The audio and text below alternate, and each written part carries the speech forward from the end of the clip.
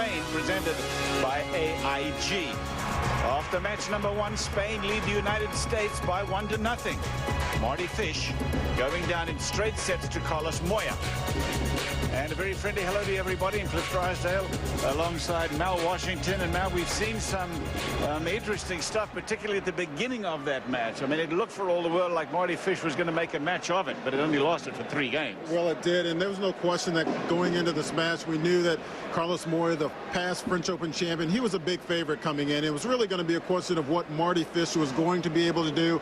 And, you know, he came out into that match playing very, very good tennis. You know, he starts out serving in the first serve game, makes 4 consecutive first serves, holds it love, wins the first 6 points of the match. And what he was able to do when he got the short ball, you see he gets the short forehand here, he was able to jump on it. And that's where he's really going to have his success in a match like this. But this is a clay court. This isn't his best surface. And pretty soon, after losing that break of serve in the first set, Moya got his game going a little bit. And then he started putting the clay court tennis on him. You see him going behind Marty Fish right there. And again, Marty Fish doing the right thing and trying to get into the net, but just a better passing shot from Carlos Moya. So after losing the first 3 games of the match, it was all Carlos Moya, and then he finishes off this match in straight sets.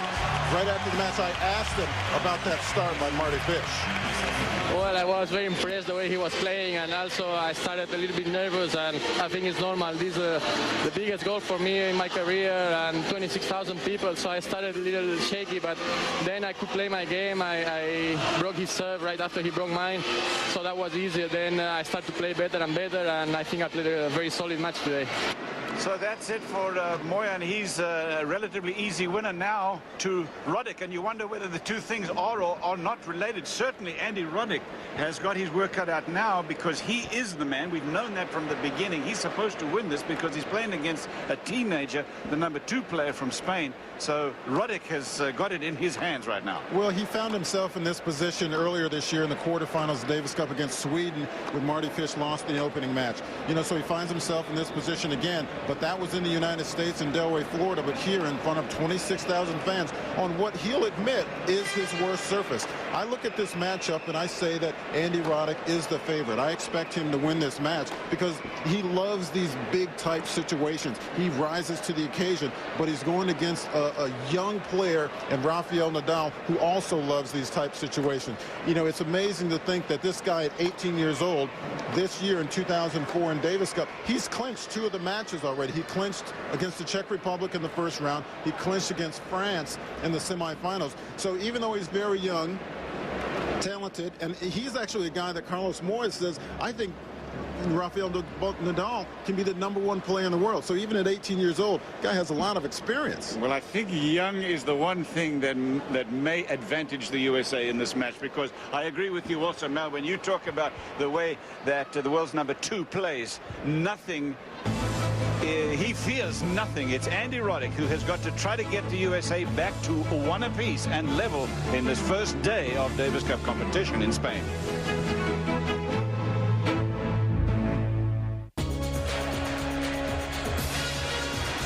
Roddick in action now in match number 2 of 5 matches that will be played this Davis Cup weekend. 2 singles today already. Spain have won the first. It's Rafael Nadal and Andy Roddick now in match number 2. So it really is a must-win match here for Andy Roddick. First ball, best of 5 sets.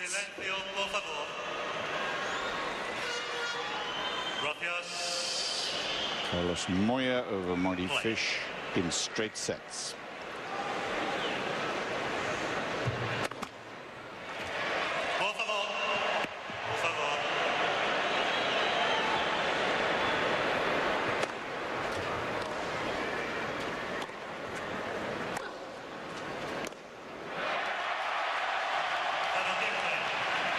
You know, it really is, Cliff, a must-win for the United States in this match. Here you see Andy Roddick having a great year in 2004. 74 match wins, which included 4 titles. And again, a semifinal appearance in the Tennis Masters Cup.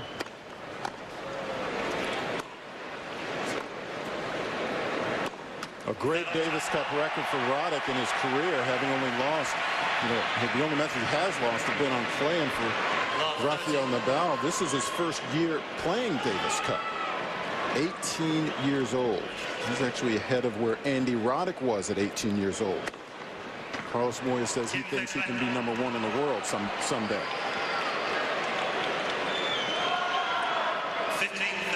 Roddick getting on the board with that ace right there, his first. You know, and that's one of the things that makes Roddick the player he is today. Regardless of what anything else is going on in his game, he has the ability that Marty Fish wasn't able to do in the first match. He has the ability to just claw him way back into games and sets and matches with that serve alone.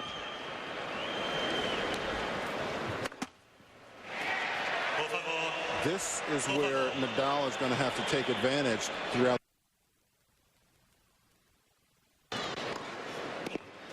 Oh, that's a terrific volley from Roddick as he gets in behind that second serve. Nadal staying very far behind the baseline. And Cliff, I don't think that's going to be a play that we'll see a ton of from Roddick, but I think he just wants to put it in Nadal's head. Don't be surprised if you see me coming in. You can't just, you know, float a return back because I might be coming in on the second serve. So he just puts that in his head in the first game of the match.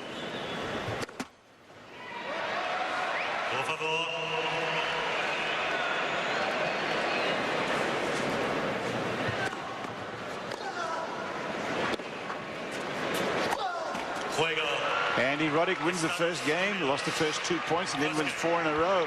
Here are his feelings on coming out here against Spain on this first day.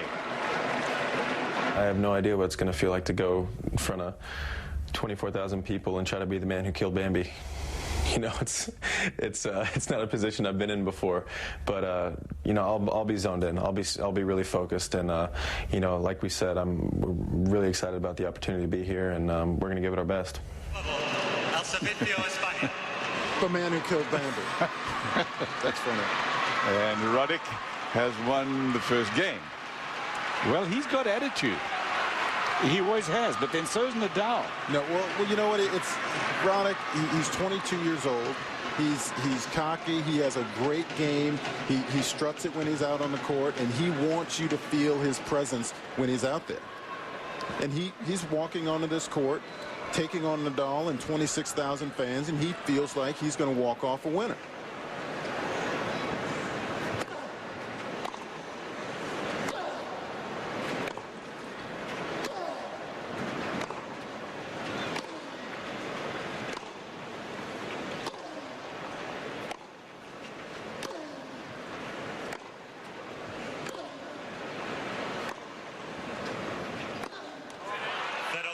But Nadal, you know, he has that same, you know, kind of attitude and that demeanor. He's walking out on the court at 18 years old, finished inside the top 50 this year. And he's had success in Davis Cup, so he also feels like he's going to come out and showcase his tennis in front of his country, men and women.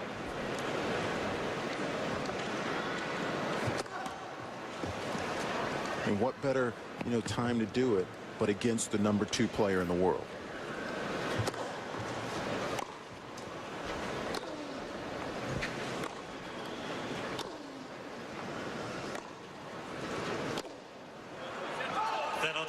Yeah, I'll buy that now in front of the largest crowd ever to see an official tennis match at home in Davis Cup. Not only Davis Cup, but the Davis Cup final. Yeah, I'd say that's a good time to bring out your best. About 30 chance here for Roddick. Nadal does not have a big serve, as you can see.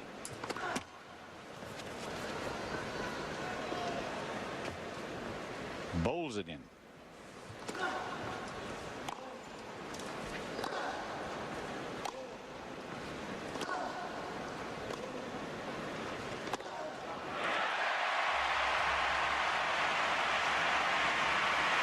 You know, that's the kind of tennis Nadal would actually like to play. He'd like to slow the match down a little bit where he can control the points, and he finds Roddick, you know, a good 10 feet behind the baseline, and then Nadal likes to step up with his forehand onto that baseline and then take a rip at it.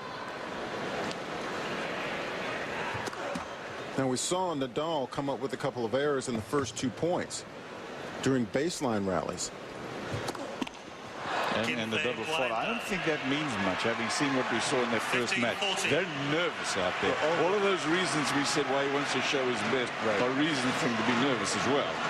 There's a break point here for the USA. And the point I was going to make is I don't think Roddick wants to get to the point where he's just keeping the ball in play from the baseline, waiting for an error from Nadal.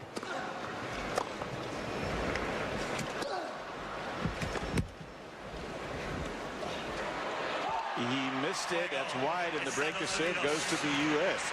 Roddick thought that his return of serve was going wide. In fact, he thought it was wide. Then he saw it landed on the line.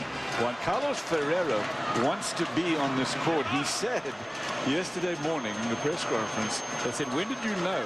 He said, just about an hour ago, I found out I wasn't going to play. And, you know, he's the man. He's won the French championships. He was number 2 or 3 at the end of last year. I think it was 3 at the end of last year. Yep, right behind Andy Roddick and Roger Federer. Right. This year, Federer's number 1, Roddick's number 2.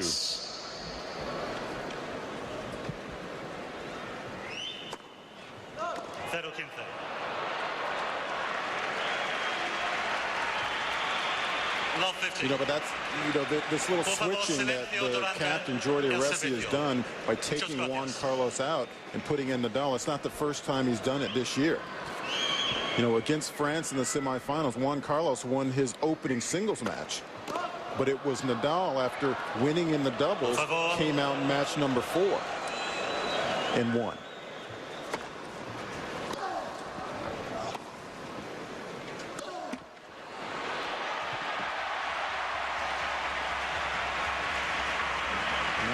For the second time down love 30 on his own serve. 0-30. Love 30.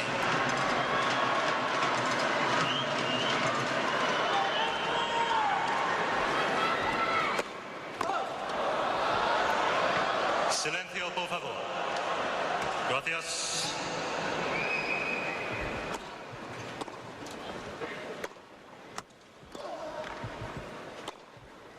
That sails, and we have break points here as Nadal is giving it the old fist pump. Sending the message maybe that he's not going to be intimidated here by the world's number 2. Gracias. Break point. Wait, please. Wait, please. Silencio, por favor.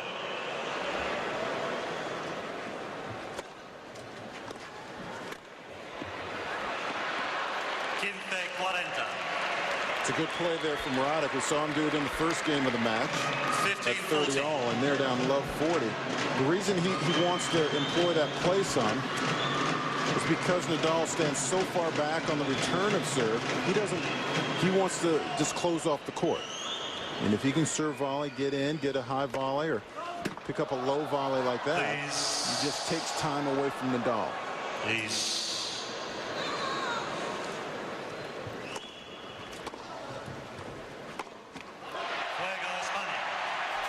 Spain get the break back. We're on serve in the first set. Seville, Spain is where we are. This is the Davis Cup final round. USA trailing by 1 match to none. Roddick up. The one time that Andy Roddick and Rafael Nadal had played, it was in this year's U.S. Open in the second round, and you see Andy Roddick taking out Nadal 6-0 in the first set, but the young scrappy Nadal actually did a really nice job in fighting his way back into the match somewhat, but he goes down a couple of sets. This is the way a lot of this match is played. It was played from the baseline, and Roddick just using his first serve. And at the U.S. Open, that first serve is going to be so effective, and it was, and Roddick moved on to the next round. But you know what? Now it's Davis Cup. Now it's on clay. And that was their only meeting in their entire careers. And because it's on clay today, I think that's going to be a big factor. Roddick isn't going to get as many easy points and aces and service winners as he did in that match at the U.S. Open. He's going to have to fight and be willing to stay on the baseline, but he still has to try to control the points.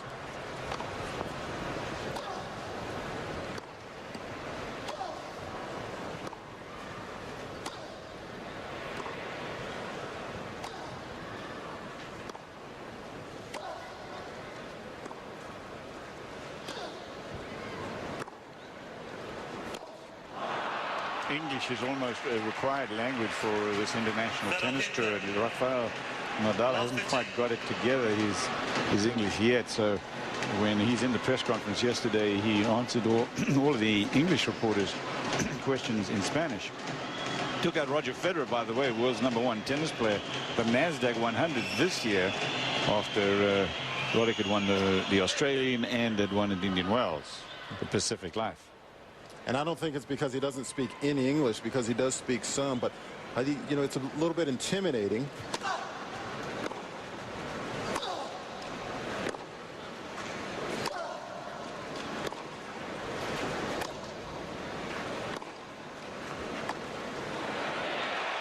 It's a little bit intimidating, actually, trying to answer questions and speaking in English when it's not your native language. This great execution from Nadal. You see, you could barely see Roddick way behind the baseline, and he employs the little drop shot. I want to see how many times throughout the course of this match he employs that. That was the first. We're going to keep track.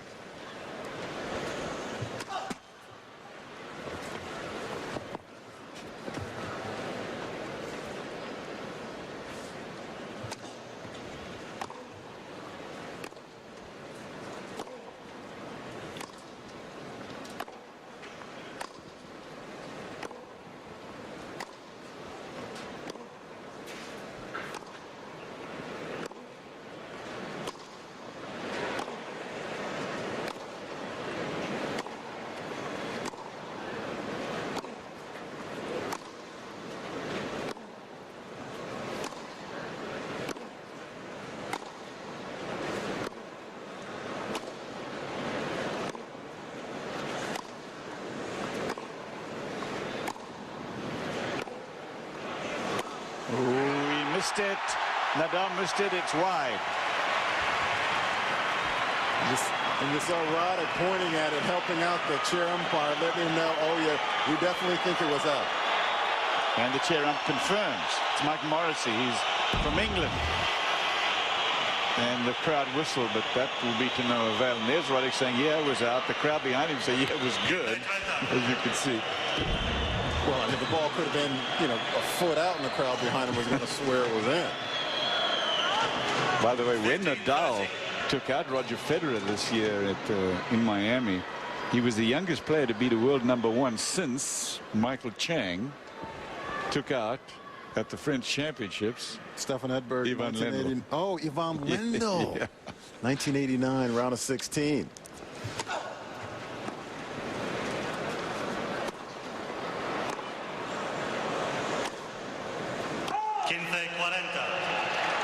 Great points for the USA. There have been already 2 service breaks in 3 games. You know, and right now, this bodes well for Andy Roddick, because Nadal, to be successful, he has to win these points from the baseline. I mean, that's where he's going to, you know, win. That's what he does.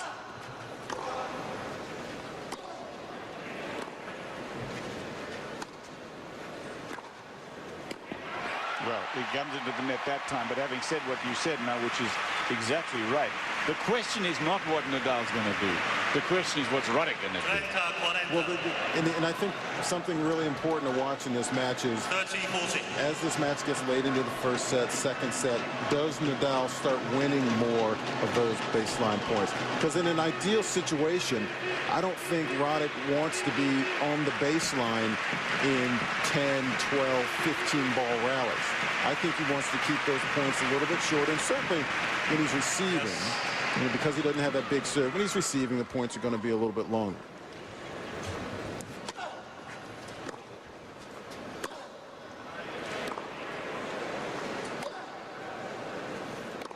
Look where Roddick is standing. That's very solid play there from Roddick, and you made a very good point, Mal, and then he hits the drop shot, which is what he should do, and it was anticipated by Roddick. Well, if you recall, remember when Roddick lost his first 2 Davis Cup matches in France back in 2002? Remember how many times Arnaud Clément and Sébastien Grosjean just caught him with that drop shot? Well, that's one of the areas he's improved in. You see him here, he gets up to that drop shot. and he puts away the backhand volley. I mean, that match back in France in 02, it made me realize, you know, Andy's not as fast of a guy as I thought he was. But since then, he's worked on that. He recovers so much better, and he doesn't spin his wheels as much on the clay as he used to. 3-1 USA. Por favor. Gracias.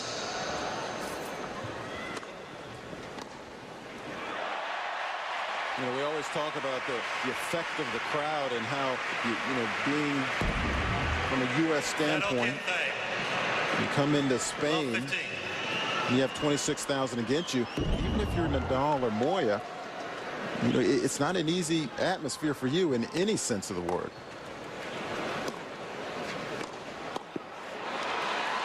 What do you mean? Now playing at home, what's the problem with that? Well, you're in front of 26,000, and you want to succeed as badly as anyone. And to produce your best tennis when the pressure is on in the biggest situation in the Davis Cup final, that's not an easy task.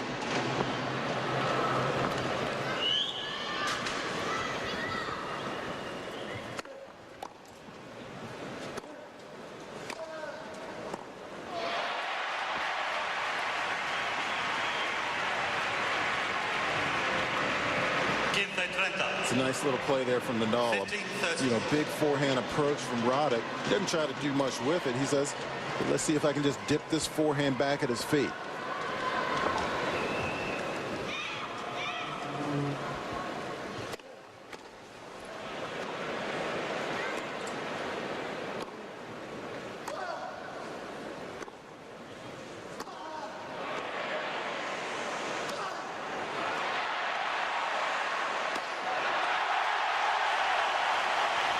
Andy Roddick may end up winning this match, but he is going to have to work like a Trojan.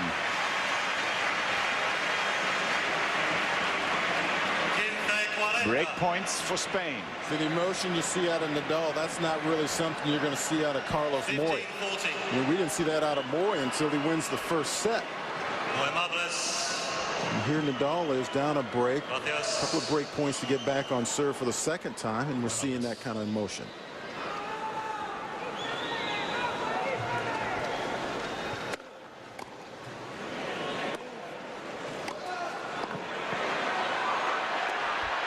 He got it. Give him a look at the passing shot, that 18-year-old Spaniard, and you're in trouble. 4 breaks of serve, and we're on serve in the first.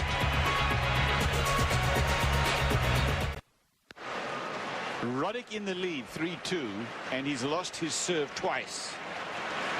They've both lost their serves twice. Rafael Nadal about to serve here. Nadal has grown up surrounded by professional athletes, including his uncle Miguel Angel Nadal. He was a long-time player in Spain's top soccer league and a member of Spain's national team at the 2002 World Cup. The Beast of Barcelona, they called him, as Angel Nadal was once dubbed. And he played for FC Barcelona, now plays for the pro team in Mallorca, which is where the Nadal family is from.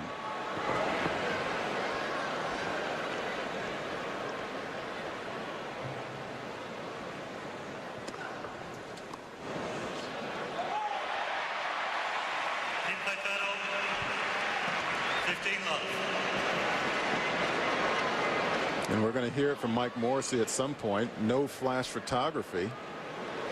Saw a bunch of flashes going off right as Nadal was hitting that serve.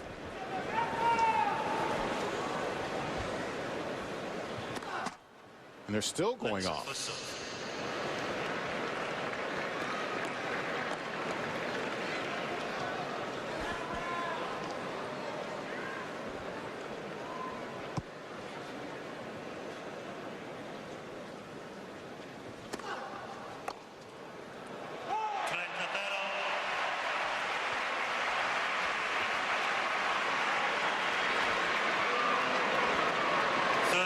And along with those 2 breaks of serve Nadal has, he hasn't won his serve yet in the match.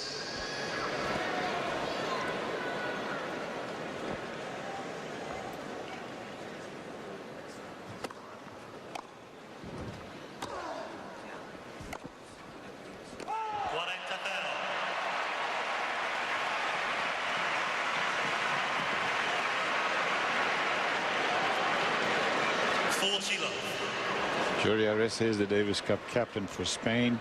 He's being aided by two other the guys' coaches. And seems to work pretty well for their team. They have so much input. One of the biggest inputs for those three guys was to name Nadal over Juan Carlos Ferrero in this Davis Cup championship weekend. School's still out as to whether that was a good idea at 3-3 first set. Well, Arresa, a very good player in his own career, played throughout the late 80s and 90s. In 1992 Olympic not semifinals, but silver medalist.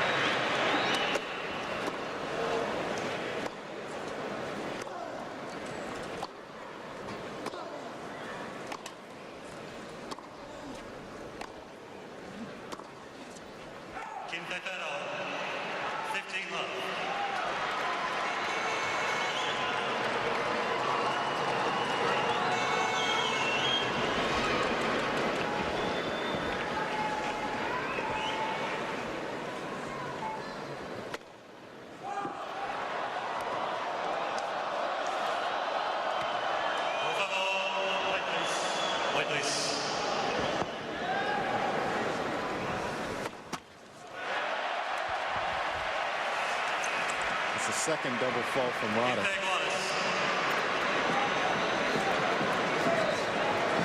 And just like I said in the first match with Marty Fish, after he went up 3-love and got back to 3-all, I said, okay, now this match is going to begin. Some of the jitters are, have gotten out.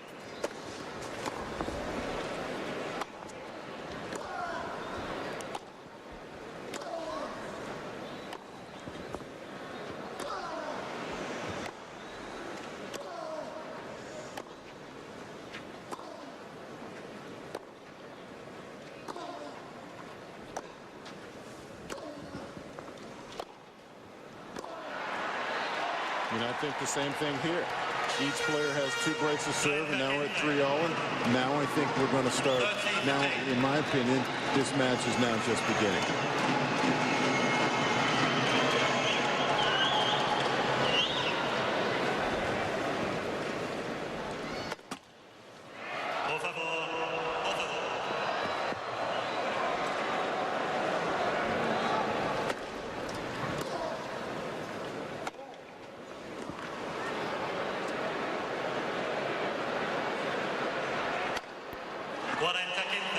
That's tennis's most lethal overhead for Roddick. He's still at under 50% on his first serve percentages for the match. Here's another look at it. Completely off the ground when he hits it.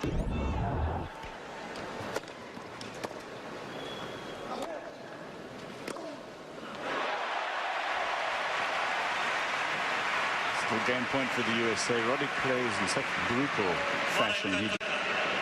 He hits everything, and you're tempted to think that this is Davis Cup, so he's given it more than he usually does. But I really don't believe that, because he plays every match like it's a Davis Cup final. He takes a cut at it, whether it's his forehand, his serve. And he holds. It's Roddick who leads by 4-3. We're on serve. Rafael Nadal, 18 years old from Spain, will serve, and we come back to this second match of the weekend. Andy Roddick leading 4-3. Rafael Nadal will serve here in the first set. We invite you to join us tomorrow as we continue our Davis Cup weekend. This is the final of the Davis Cup between Spain and the USA, ESPN2, at 7 o'clock Eastern Time. Bob and Mike Bryan for the USA, favored to win on this court against Tommy Robredo and Rafael Nadal. But it is not a gimme, believe me. And as you take a look at the stadium again, there's the roof. It's just as well the roof is there, because it is raining outside. Yeah, it's pouring. and it's cool too. That I wasn't expecting. I wasn't expecting it to be. Last night it probably dropped down into the 40-degree range. High 40s.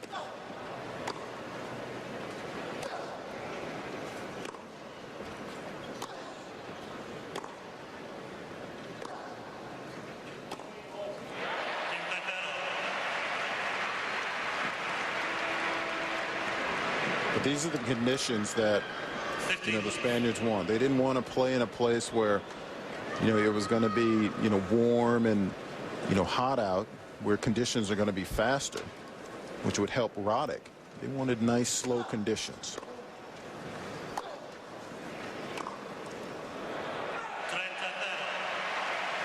You know, I think back to Roddick losing to Olivier Moutis, a Frenchman, this year in Paris at the French Open. You know, after being up a couple of sets, 2-1 anyways.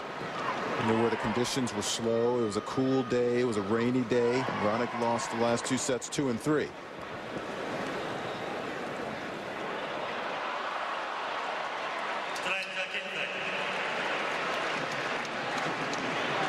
That was a great play there from Nadal. Just he didn't execute. He had Roddick behind the baseline and wrong-footed, and Roddick was going the wrong way. He just missed the drop shot.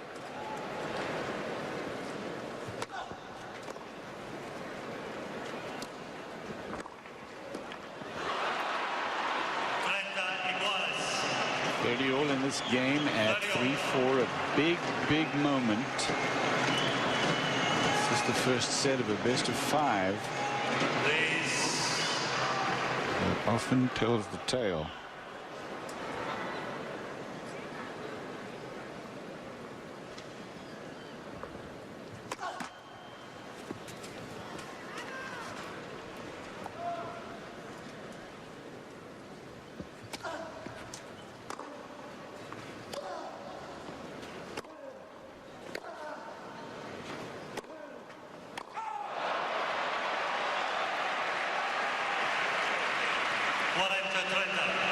Point Spain. You know, after that missed forehand there, Roddick looked over to his captain, and Patrick McEnroe was shaking his head up and down, saying, "Yes, that's the way you need to hit that forehand. Be aggressive, especially in these return games on a point like that at 30-all. Opponent just beyond the baseline. If that maybe hits the baseline, skips off the baseline, he has a break point again."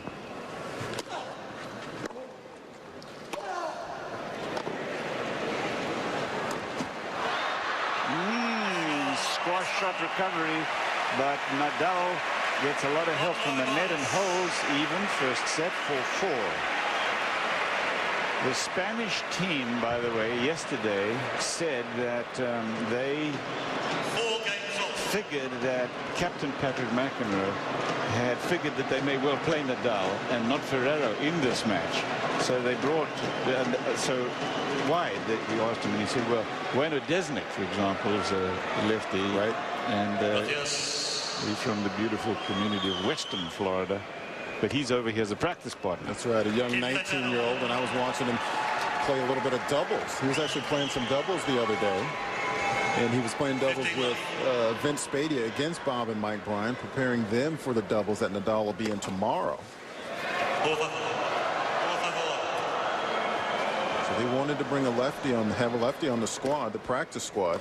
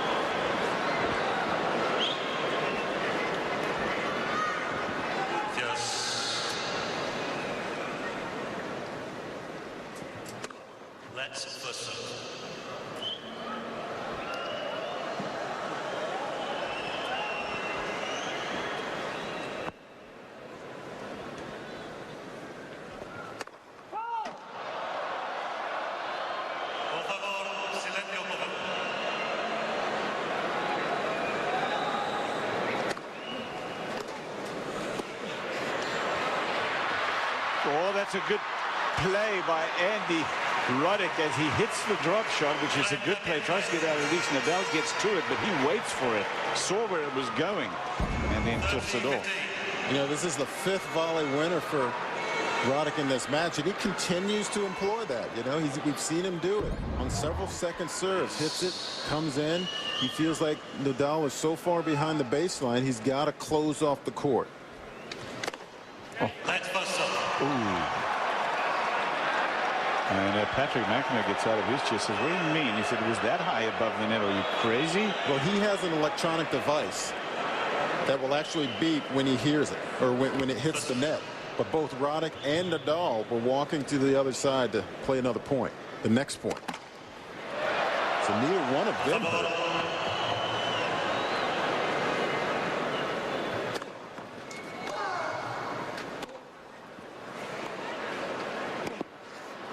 Boy, that is the way to open up the court and then close it down.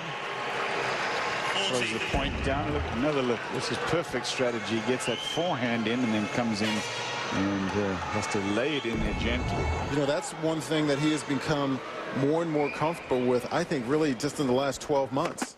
Let's listen. You know, because so many times in the past, you know, let's say prior to this year and in 2002, he just wait for that ball to bounce and he'd try to hit a forehand winner. There, it's just very easy. Come into the net, pick the volley off because it's floating.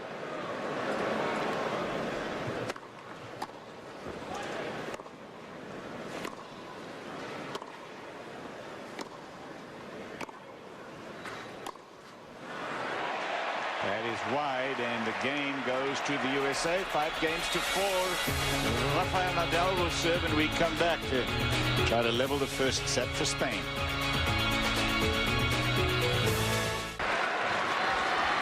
Rafael Nadal about to serve here at 4-5. He grew up in Mallorca's second biggest city of Manacor.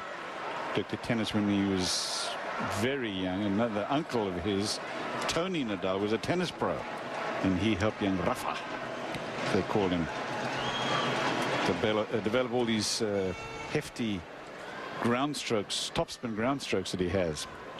4-5 USA.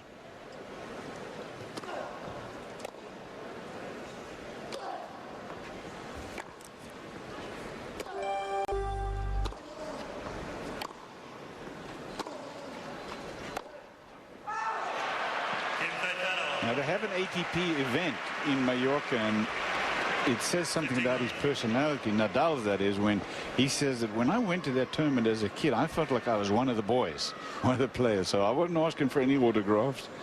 And obviously now he very much is one of the touring pros.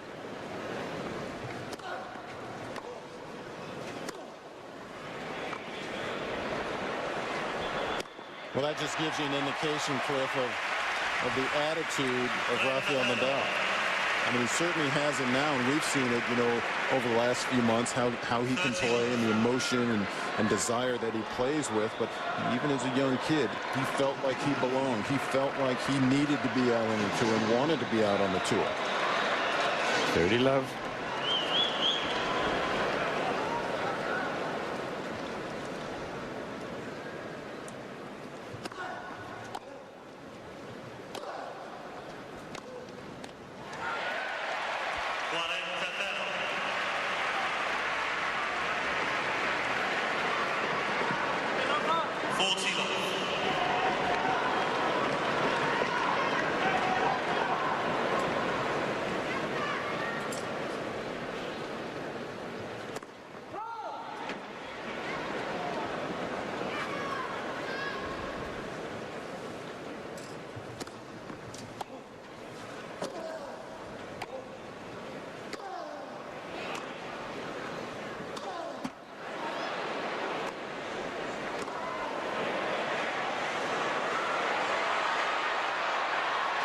Hey, that's very good clay court tennis from the hard court player, Mr. Andy Roddick. Gee, that's good stuff. And look at the wheels on Rafael Nadal. I mean, he's being yanked around the court, and he gets up to this shot. But, you know, he has to guess one way or the other, and he guesses the wrong way.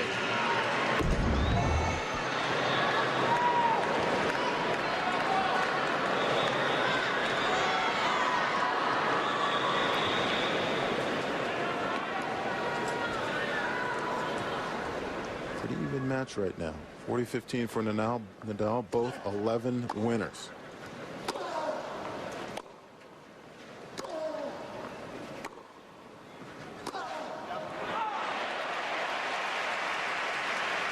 Game point for Spain. You could barely hear it, but when Roddick was moving to his right, when that backhand goes up the line, and he said, yep, thinking it was going to be in, thinking it was going to be a winner, but he just missed it. Luciano Lopez played Davis Cup for Spain.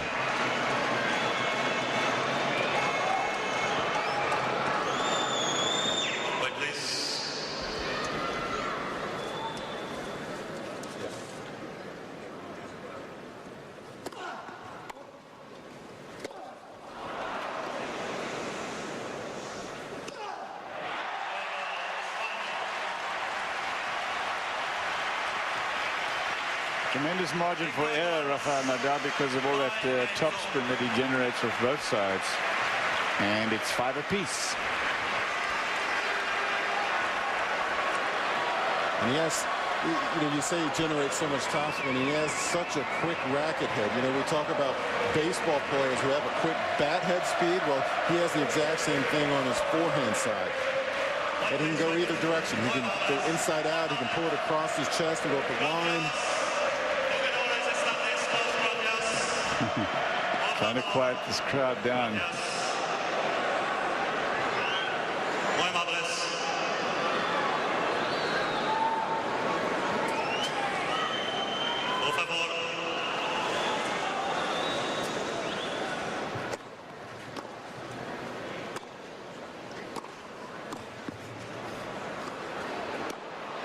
The Spanish captains, by the way, in the press conference, and they said this in front of everybody now, it was rather nice to hear. They said, look, we know about these crowds here in Spain, particularly in this area, Andalusia, but we want to tell everybody in this room that the Americans were so friendly to us in Houston.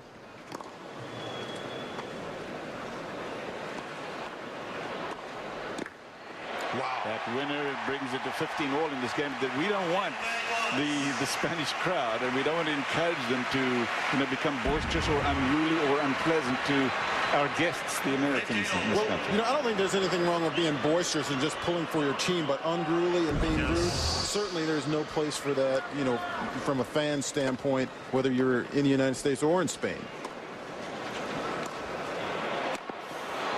No, I understand that. I just think it was nice of them to take the trouble in a huge press conference. I mean, that just goes to say something about the fans back in the United States in Houston, Texas. But, so far today, what we've seen is just terrific. 26,000 fans pulling for their guy. And that, you can't ask for more than that.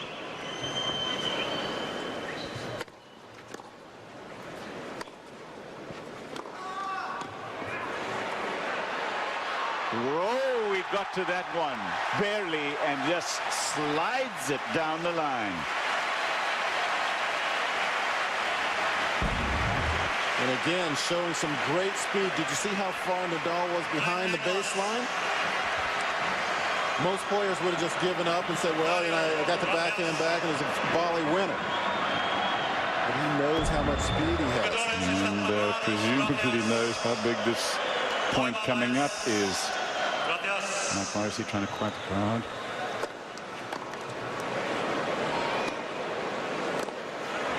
Oh, that's terrific stuff there from Andy Roddick. There's something about Davis Cup that just makes you go for one more shot and go after some balls that every once in a while. And sometimes you might let go. You don't let them go in Davis Cup. Roddick is just coming to the net. 8 volley winners.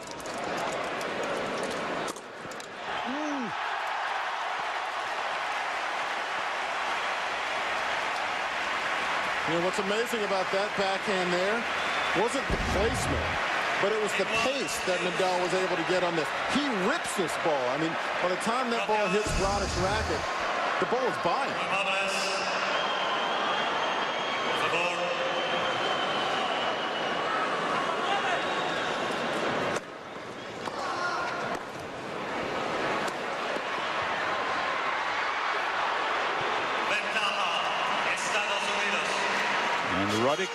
keeps taking it to Nadal as Moya watches.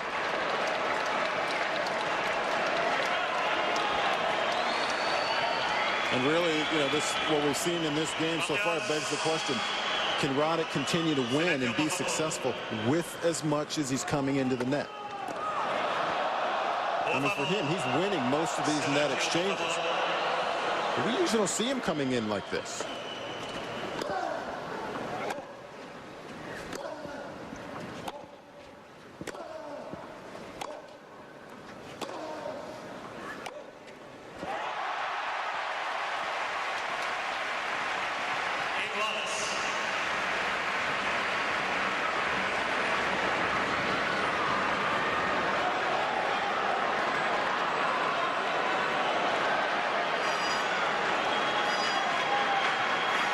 See Roddick, you see the expression on his face. He looked up, he was almost ready to serve, and he was looking at Nadal behind the baseline, toweling off.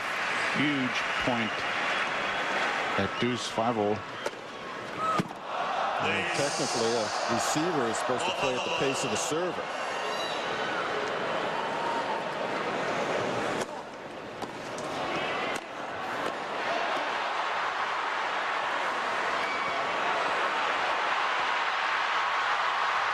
Oh, he steers it down the line. I'm telling you, that is great stuff. Again from Roddick. He's into the net. And even this Spanish crowd are to a person applauding that point from Roddick. Well, this is a great point. They erupted pretty much with all of the last 4 or 5 shots in this point. And another job, great job from Nadal to get up to that shot, but he couldn't really do anything with it, and it just set up for an easy backhand down the line for Roddick.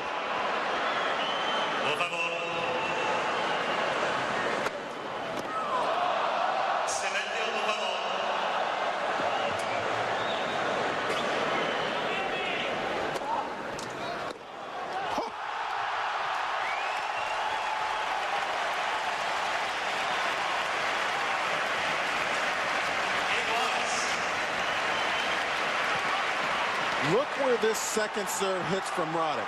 He hits this second serve exactly where he wants to hit it. And to think Nadal can go that far outside of the doubles alley and hit a clean winner. Amazing. And Roddick applauds him. That's all you can do when a guy hits that kind of shot.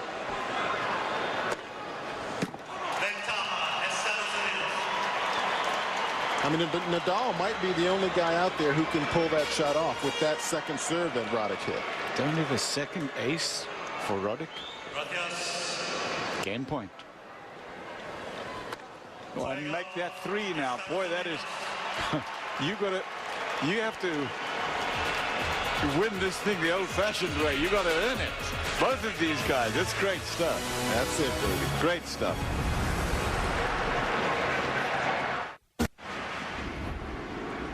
Been a great year for Spain in Davis Cup. In the first round, they took on the Czech Republic. Rafael Nadal playing in the 5th and final match against Roddick Stepanek at the bottom of your screen. And this is the first tie that Rafael Nadal ever played in. You know, he lost the opening singles, lost the doubles, and then won that 5th match. And then in the quarterfinals, Moya on the opening day on the bottom of the screen taking on Martin Verkerk. Moya starts out his team on the right foot, and then Juan Carlos Ferrero in the second match Raymond Sluter. And remember, Juan Carlos Ferrero, he's a guy who just a couple of years ago won the French Open, so he gets his team off to a 2-0 lead. And then in the final, the semifinal, in the doubles, Rafael Nadal against the French team, and they win that doubles, and then Nadal again clinching against Arnaud Clément on the bottom of the screen. Straight sets, he really pummeled him. You know, and what impresses me about this is that a guy who's so young, he's been in some big situations. This is another big one against Roddick, and he comes out on top. He has been succeeding. Low 15. 5-6 first set. So they took out the Czech Republic, going the distance, having to come down to that 5th match, beat both the Netherlands and France 4-1.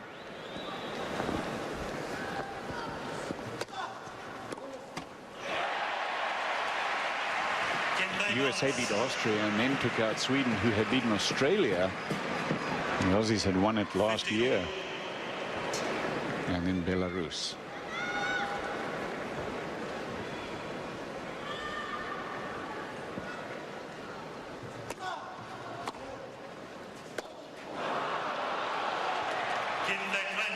He's 18 years old, and I don't care how many great matches he's won. He's up against the world's #2. This is the Davis Cup final, and this is a huge moment for Nadal right here. 15-30.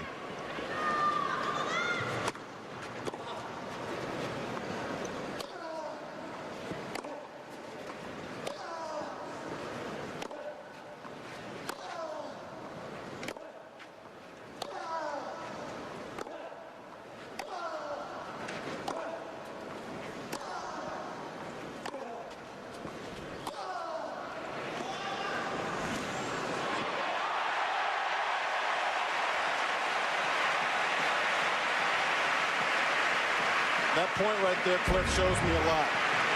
We're not going to see Nadal come into the net very often, but to see him come in at 15-30, 2 points from the set, he forced the issue. He saw that he had Roddick stretched out on the backhand side, so he sneaks in. I mean, that's a pressure play right there. There are a lot of players, 15-30, they maybe get a little defensive. They're hoping for an error from their opponent. Not in this case.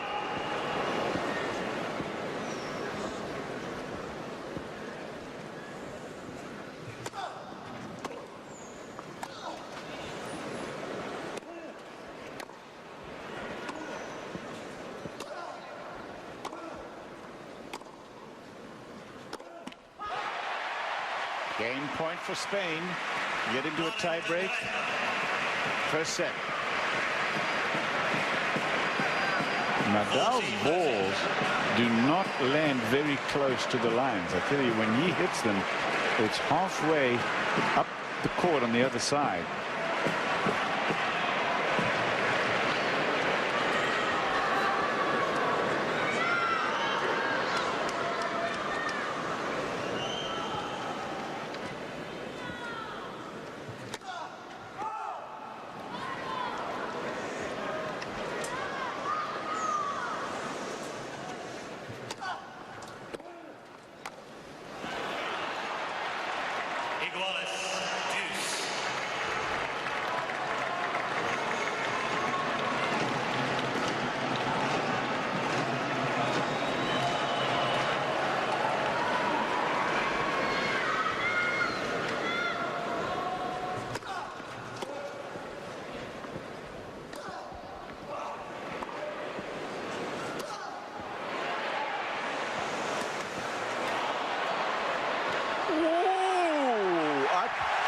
That's terrific.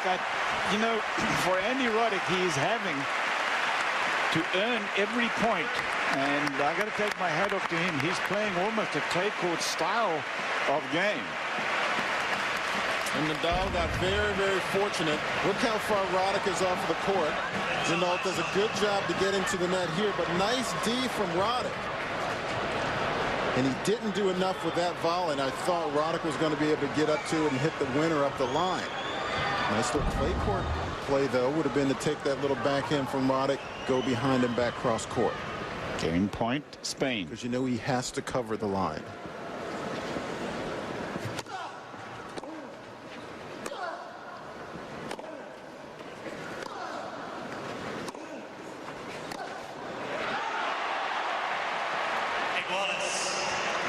I just think, Mal, correct me if I'm wrong, that this is an important set for Roddick, because Roddick's got the power game. He's the one that can call the shots here. But when you sort of get into a groove and you're on your home surface and you understand the clay court game as well as Nadal is, it's important to win that first set against him. Really important.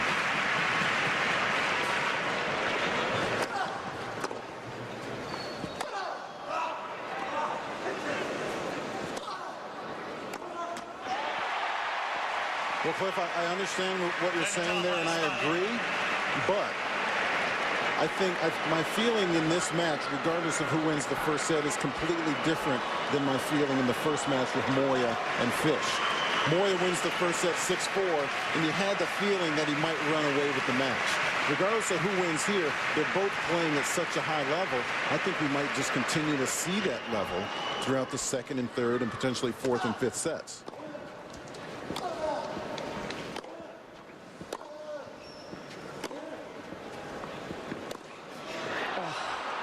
He got away with one there. I mean, he makes that approach with a huge topspin, and that's a little unusual to Nadal, but I've got to believe if you give Nadal that same forehand passing shot 10 times, he's going to make it 9. That was kind of strange, because sometimes you throw up a high looper and you see your opponent backing off to hit a defensive shot, and then you sneak in. Where it was actually different for Roddick. He actually just hit a looper and ran to the net.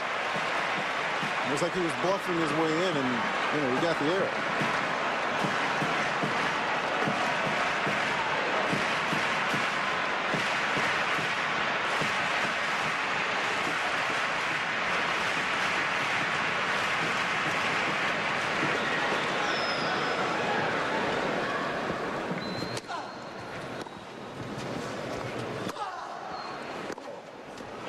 Mistake, and the tiebreak is going to decide the first set.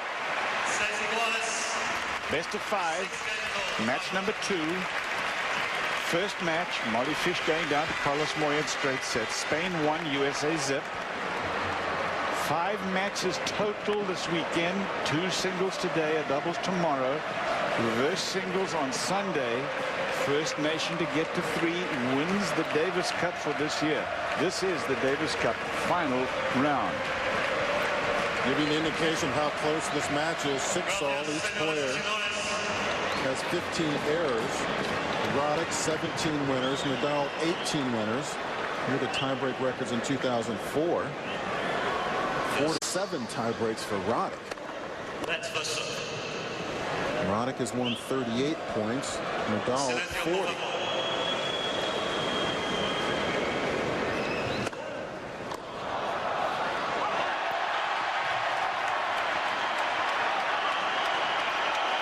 Roddick's argument is that his serve was out. How often do you see a player argue that my shot was out? But he has a second serve coming now.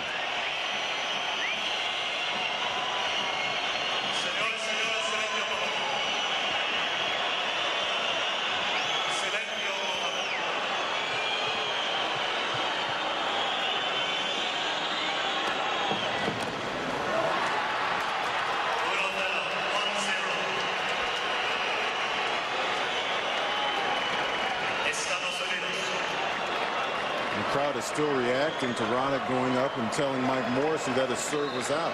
They thought their man Rafael Nadal had hit a return winner. Roddick has handled himself especially well in this match.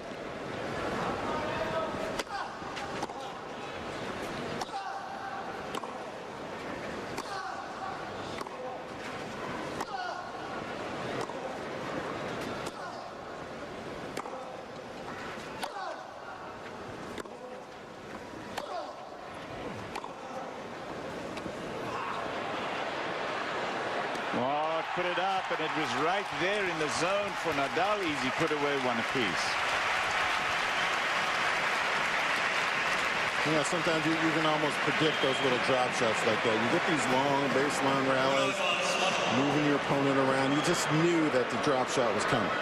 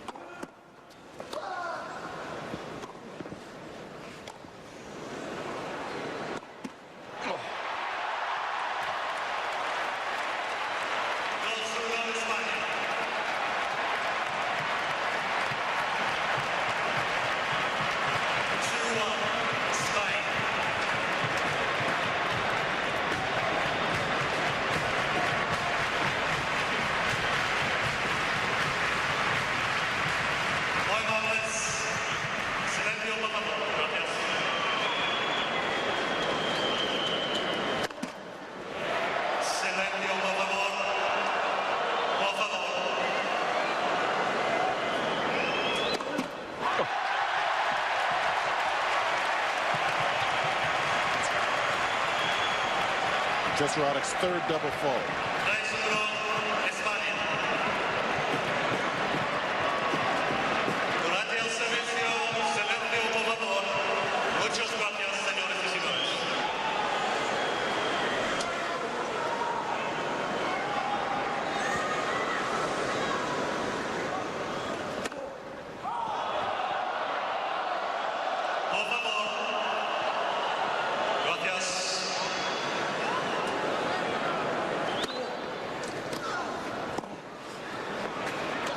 That's the danger. And Cliff, that play has been so successful for him throughout this first set. And we've seen him do that on big points. That was another big point, having just double faults and down 1-3. I think we're trying to drop volley that one now.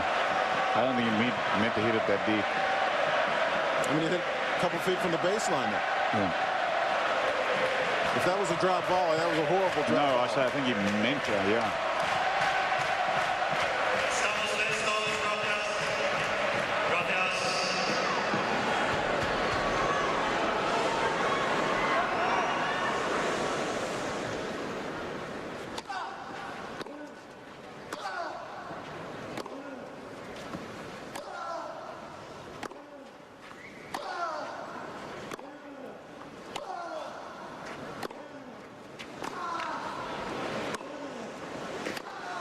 He missed it.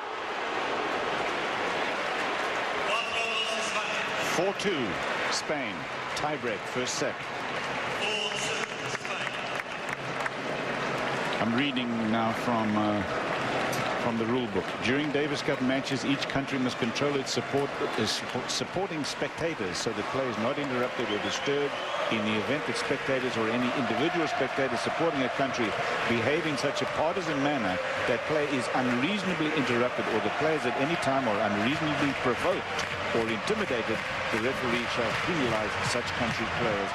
I'm not saying that we're at that point because we're not even close, but it is interesting that that rule exists. Right. Well, it has to exist. I think back to a couple of years ago, and a match, I believe it was Chile and Argentina. And he got to the point where players had to run off of the court because of things that were being thrown onto the court surface. 4-2 Spain.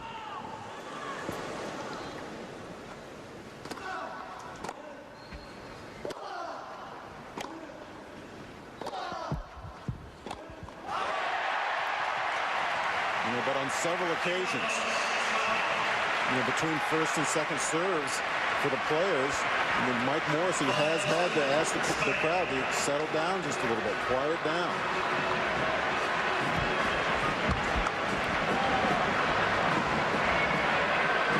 Now Nadal with a 5-2 lead.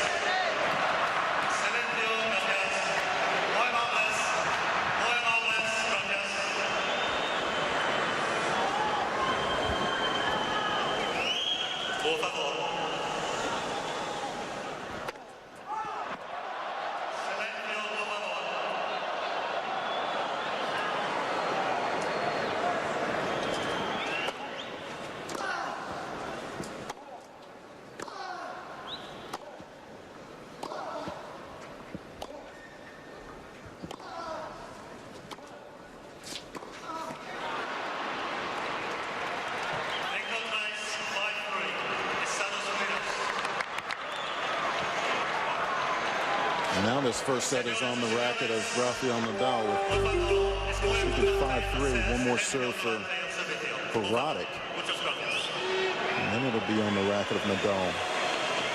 Serve out 1 or 2 points.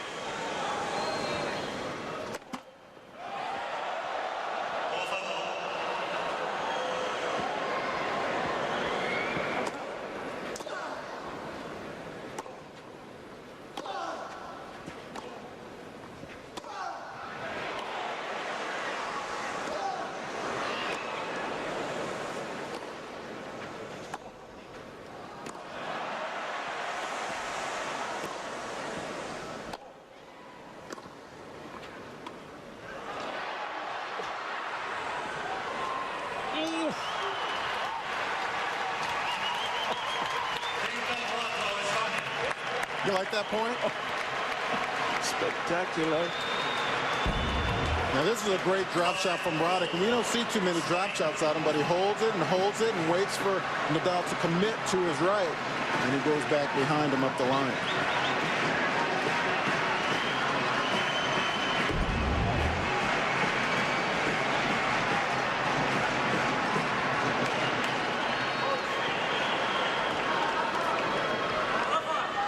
Now Nadal serving 5-4 can serve out this first set tiebreak.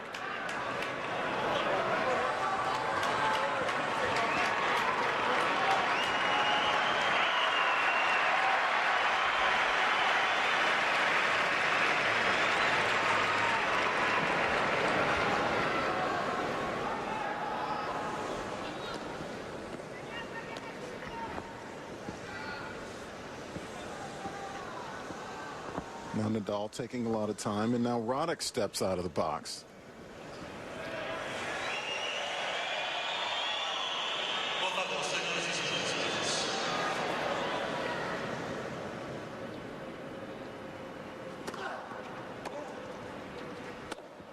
Missed it. Even 5-5 after Spain got out of a 5-2 lead in the tiebreak.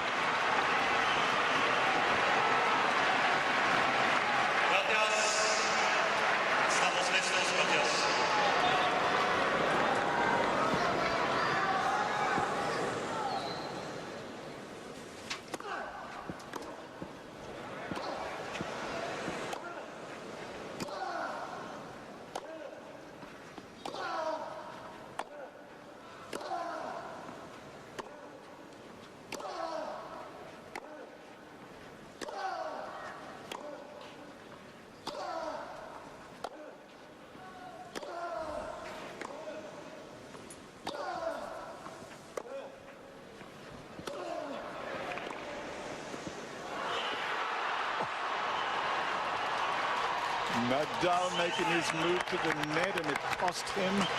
This is a set point, USA. What a job from Andy Roddick to fight back from being so far down in this tiebreak.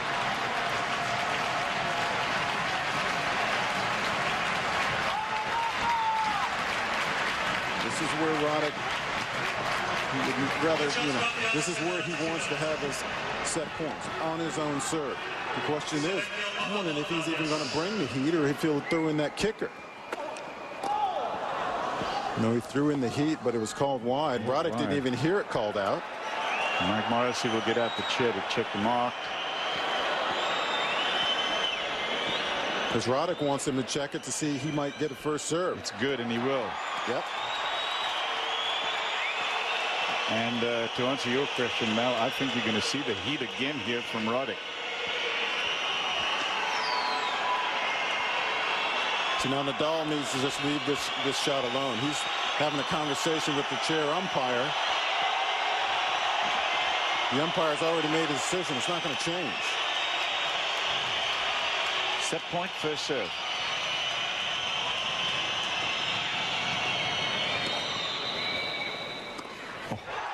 Well, you know what, Cliff, he did it. He threw in that kicker. Maybe he should have gone with the heater, just like you had said. I don't know what he was trying to do on that volley, Mal. He certainly didn't. I just don't know. Well, first of all, I don't think he hit his spot. You know, just like a pitcher, you're hitting your spot on the inside or outside of the plate. He didn't hit his spot with that serve, and it gave Nadal a pretty good look at the return. He still had the volley, and the last thing he wanted to do was to have a passing shot for Nadal, which is what happened. It's 6 apiece, tiebreak, first set. USA trailing by 1 match to none. This Davis Cup weekend, 5 matches total. And Carlos Ferrero replaced by Nadal.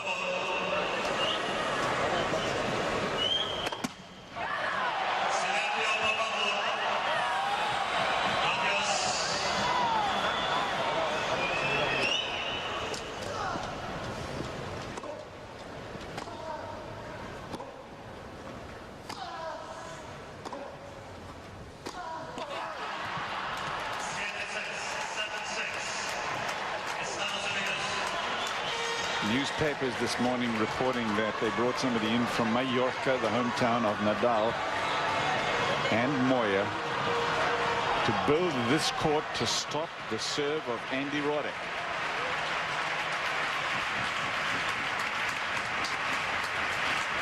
Well, they knew coming into this match, Roddick was going to be their biggest test. So put in the court that's pretty slow if you could.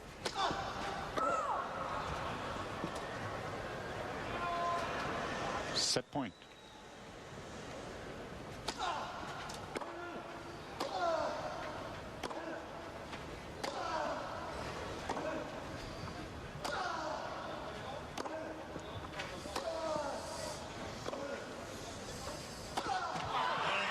Roddick is as tough as nails. He really is, Mal. That's good stuff, isn't it? Coming back from 5-2 down to TB? I think so. First set to the USA. We are in Seville, Spain. Second match, USA versus Spain. Davis Cup final. Andy Roddick in action against Rafael Nadal. Andy Roddick won the first set. We're going to rejoin the match now later in the second set. Rafael Nadal leading 2-1 in the second. Roddick to serve. We're on serve. First set going Mal to Roddick. 7-6 in that first set, and what we saw was a lot of great clay court tennis. Andy Roddick at the bottom of the screen employing a little drop shot on Nadal. Nadal has to cover the line, and Andy goes right behind him. At this point here, Nadal says, well, if you can do it, I can do it also. Nadal doing a great job. One of the fastest players on the tour, getting up to that drop shot, just pushing it right up the line for the winner. Remember, Nadal led 5-2 in that first set tiebreak. Here's Andy Roddick again holding that forehand for the winner, but it was Roddick who then served out that tiebreak, winning at 7-6. Now Nadal leading on serve 2-1.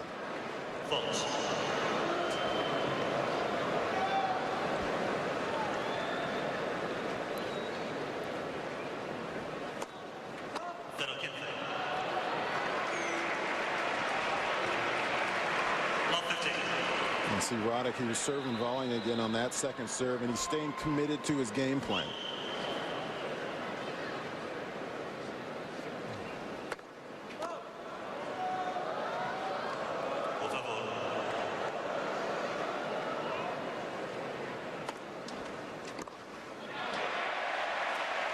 And it hurt him there. Throws in a double fault. Now that's the first time on the ad court Roddick has hit a second serve up the tee to the backhand of Nadal. Previously he'd been going out wide. That one he hit it right in the middle of the box.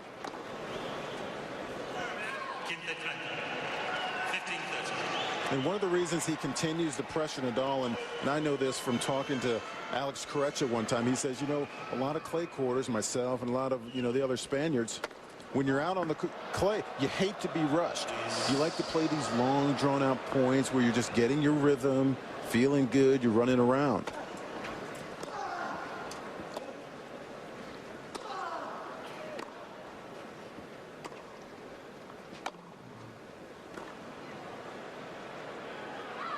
Well, so far, Andy Roddick has played a brilliant clay court match. He's served beautifully. The transition game has been magnificent, and he's taking it to Nadal.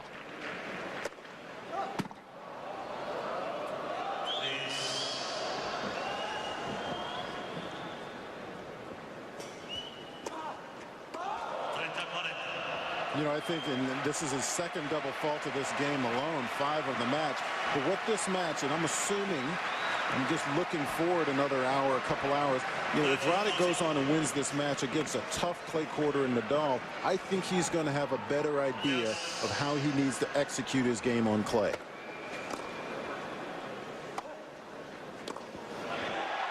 Breaker serve goes to Spain in the second set. This is the first breaker serve for a while. We've started out this match with 4 breaks of serve in the first 5 games. It's 8 passing shot winners for Nadal. That's a little indication of how often Roddick is coming in. Well, look how many times he is coming out. I was just checking that now. That's a lot. 36 times, 21 times he won the point. Yeah, but what hurt him in that last game were the 2 double faults. Prior to what I'm seeing here today, I've always thought that Roddick wasn't sure quite how to play clay court tennis against another great clay court. How much did he want to come in or stay back? How patient did he want to be, or did he want to, play his game where he's just trying to pound the ball? Now it looks like he has a better idea of what he wants to do on this surface.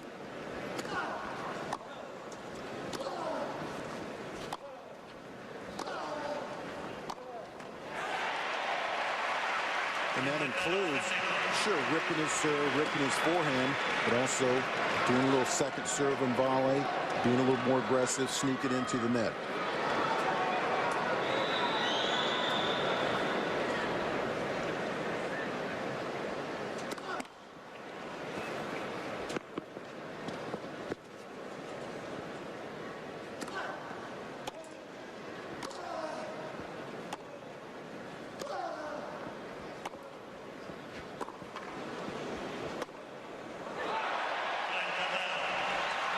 Trying to consolidate the breaker serve. 30-love Nadal at 3-1 in the second.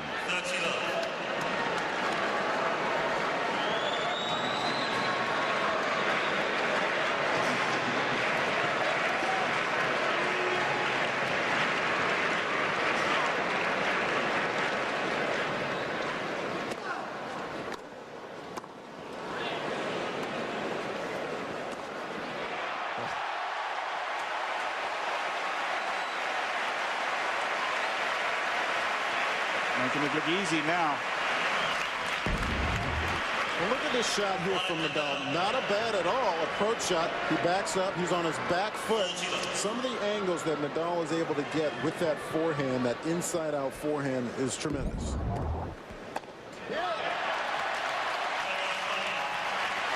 Spain hold and maintain the lead. It's 1 break to serve so far in the second set. First set, USA.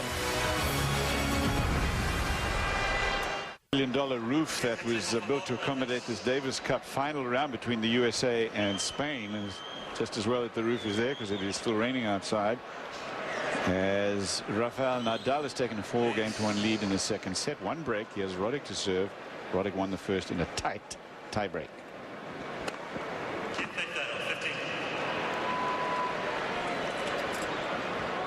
Number 6 for Roddick.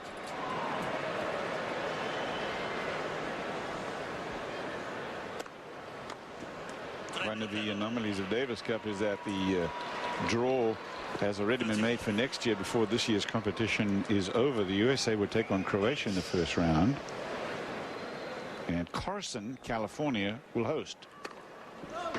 And that announcement made yesterday by the USTA. Carson, part of the metropolitan area of Los Angeles.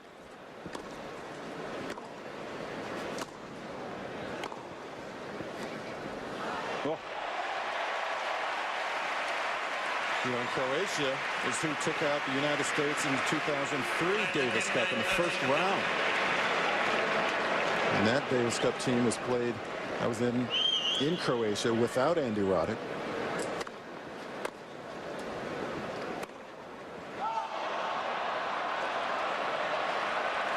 Roddick wants that mark checked.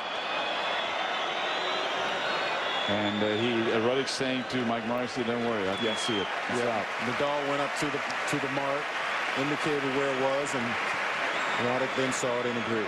30-all at 1-4. And Cliff, that's 17 unforced errors off that forehand side for Roddick. And that's the side he usually can rip a lot of winners, but he only has 4 winners.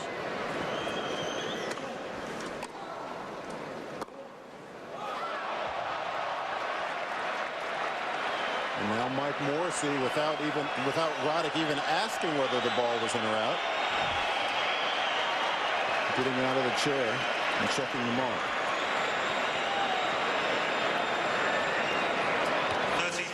Great point for Spain.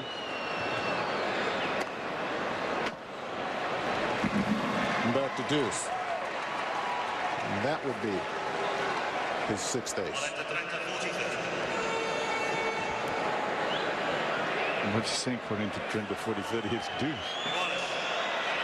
Right. He lost the score. Yeah. That doesn't happen often. Yeah. And then he says was.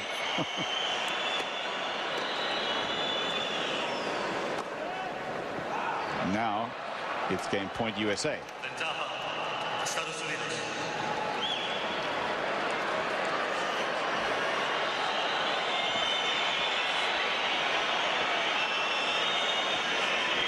Game point Roddick. And game to the USA. 4-2 second set. Now this is where I went up to yesterday just to get a sense of what it was going to be like up there. I almost needed binoculars. Well, what happens is you see it's sort of like being at the top of the Arthur Ashe Stadium in New York. You see the swing and then you hear the ball hit.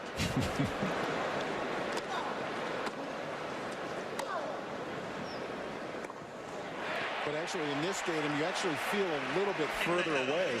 This stadium isn't as high as Arthur Ashe Stadium, but it's Arthur Ashe Stadium is a lot steeper than this stadium, so it's a little wider.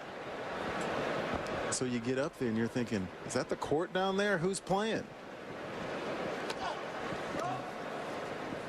But there was such a demand for tickets. I mean, they just kept increasing the number of tickets they were going to release.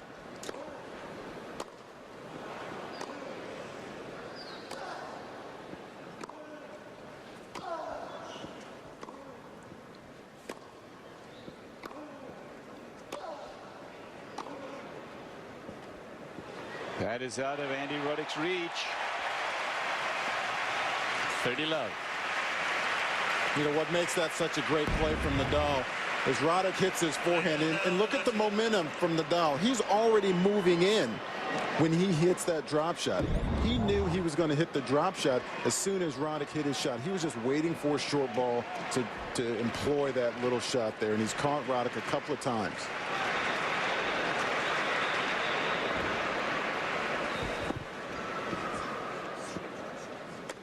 Let's listen.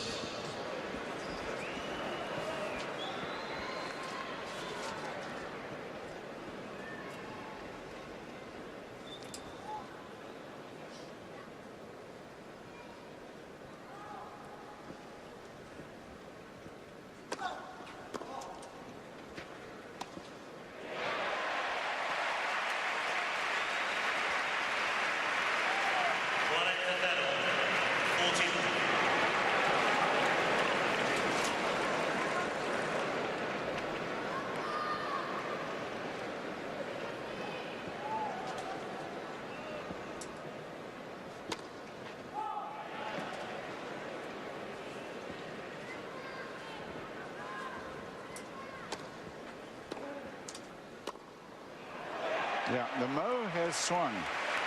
There is definite change. And it's going Spain's way. Up 5-2 in the second.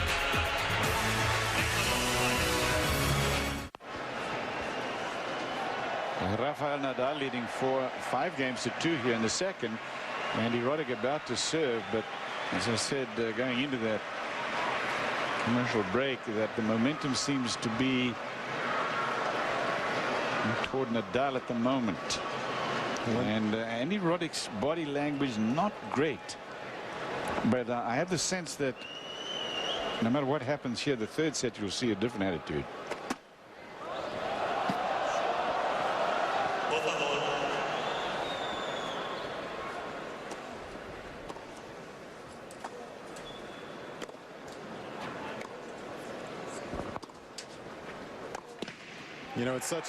It's such a fine line, in tennis, between winning and losing, and momentum, and having the momentum and then losing it. I mean, things are going along for Roddick. Wins the first set 7-6, and he's down 2 serving 3 on serve, and he starts out that game with a double fault. Later in that game, hits a second double fault, and that's when he lost his serve. And then it's really been Nadal ever since then.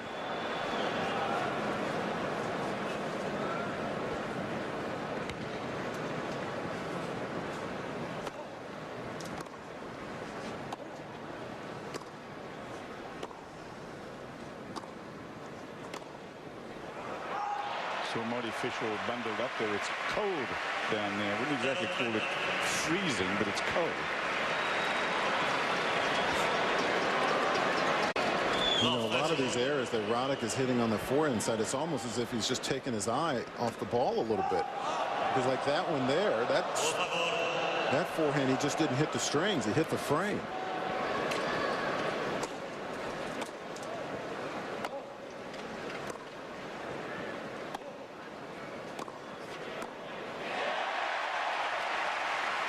The thing for Roddick is that it is going to be a struggle for him to beat Rafael Nadal on a clay court. I don't care what the occasion is. It's going to be a struggle. And he is going to have every ounce of will working for him. Set points against USA. Yeah, and we knew that coming into this match. Yes. I mean, there was no given that Roddick would win the match. But we both felt like he was favored coming into the match. And we've already seen tennis so far, especially in the first set, that made me say, absolutely, he can win this match. But that double fault gives the second set to Spain. And a third set is what we'll see. And that will answer some really serious questions here for the USA's Davis Cup efforts in Spain.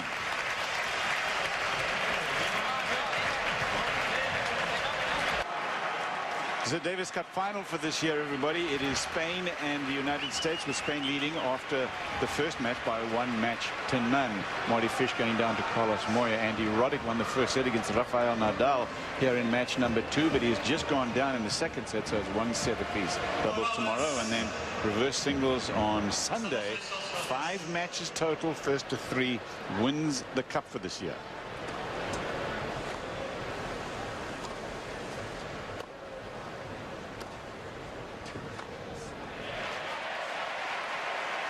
It was an Andy Roddick that had a disconsolate look about him in that second set. So looking for a change here from him.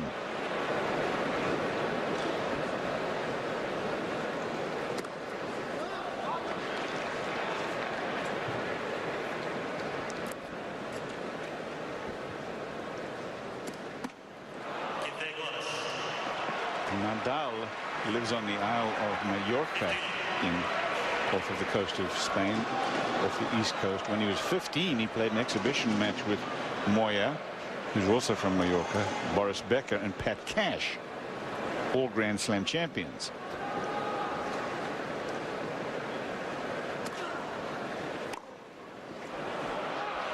Nadal beat Cash in that exhibition match, and all 3 of them champions said that they had just seen a champion of the future in Nadal.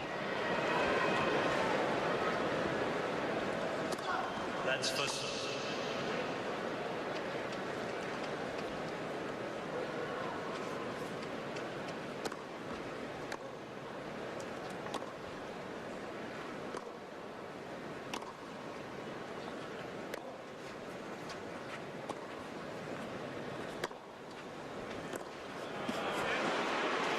Been able to wire up some of our friends and listen to some of their comments who are watching this match, including Marty Fish. So he's wired up for this second match after going down in the first to Carlos Moya in 3.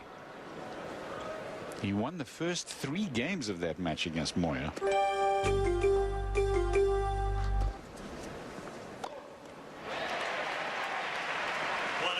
And then the wheels fell off.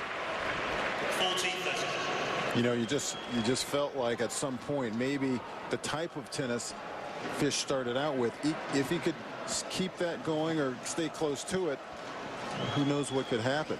His level dropped a little bit, and it gave Moy the opportunity to take advantage.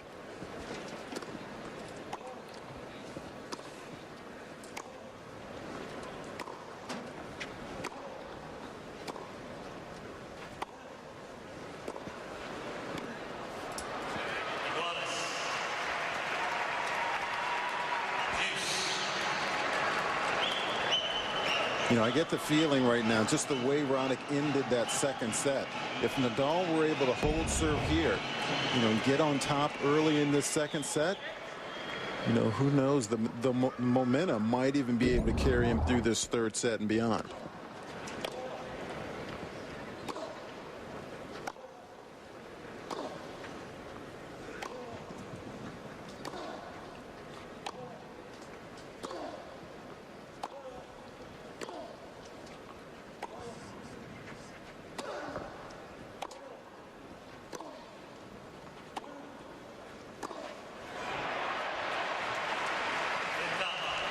Chance for the USA, first game, third set.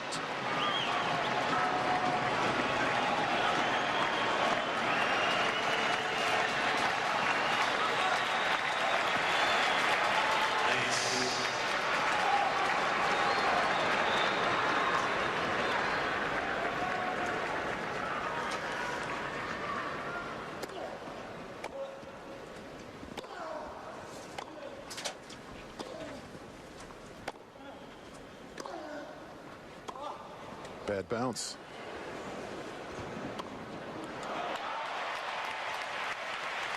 You see the reaction there from Patrick McEnroe looking up. He knows how important that miss was right there for Roddick. A game point, a backhand. He was standing on the baseline. He didn't put it in the court, not even close.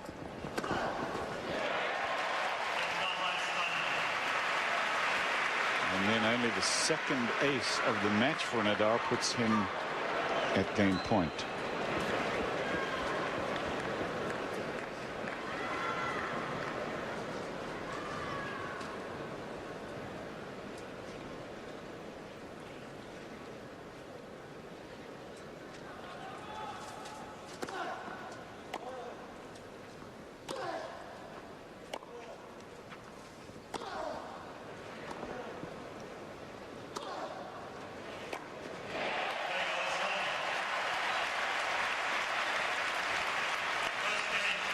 Said we had Marty Fish, and here's what he said on the last change of ends.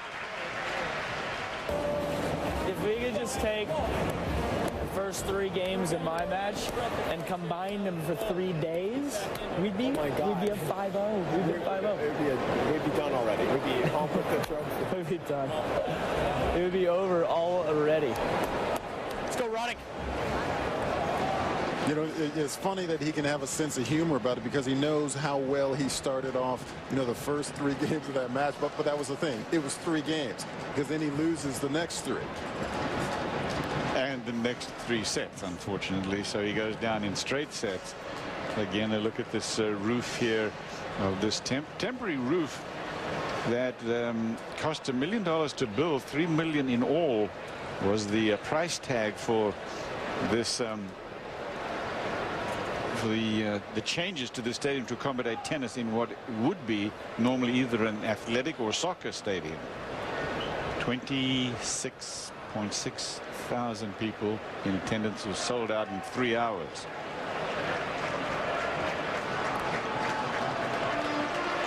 This is one of the trainers there for the Spanish team was working on Nadal during the last change. Nadal's up. He's got 1 game in the third. 1 set apiece.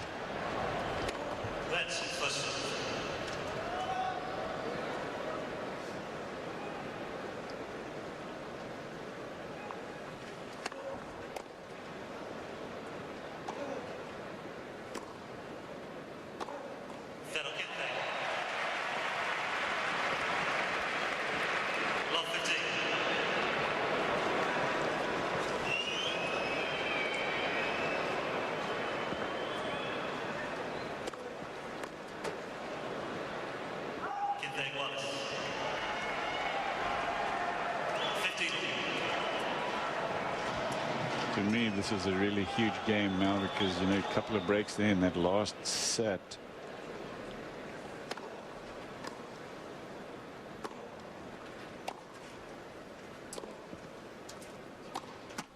Well, have you noticed how, I mean, we've said that several times. It seems like every game or every other game we're saying, wow, this is a big point right here. This is a big game. It's just because every, you know, we were saying a few minutes ago, momentum can change just on a couple of points or a game here or there. So every one is so important.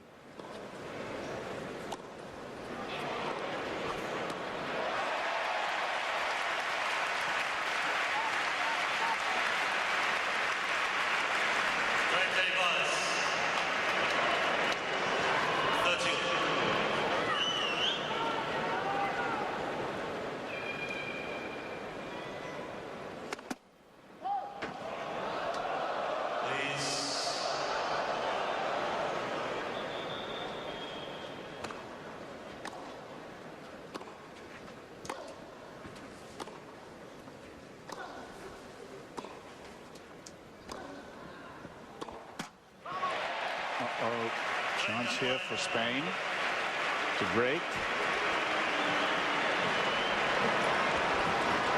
A couple of breaks of serve against Roddick in the first set, but he in turn got a couple back. 2 breaks against Roddick's serve in the second set. And this is his first break point of this third set.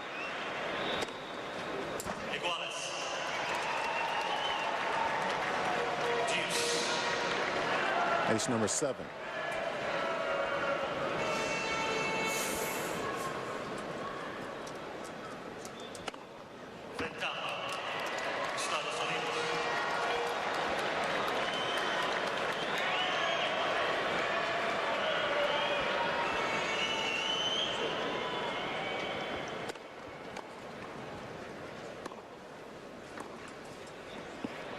That's very well played. Little half volley drop shot by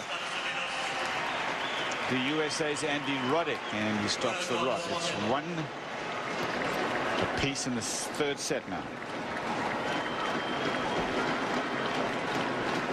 Young Rafael Nadal in April of last year became the first 16-year-old to crack the top 100 since Michael Chang in 1988. He was the youngest player in the Wimbledon field last year also. In fact, he was the youngest to reach the 3rd round since Boris Becker was 16. He did that in 84. The year before he won it in 85.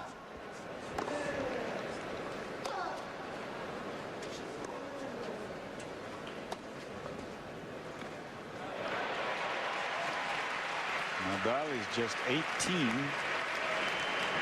years old. And Carlos Moya, who,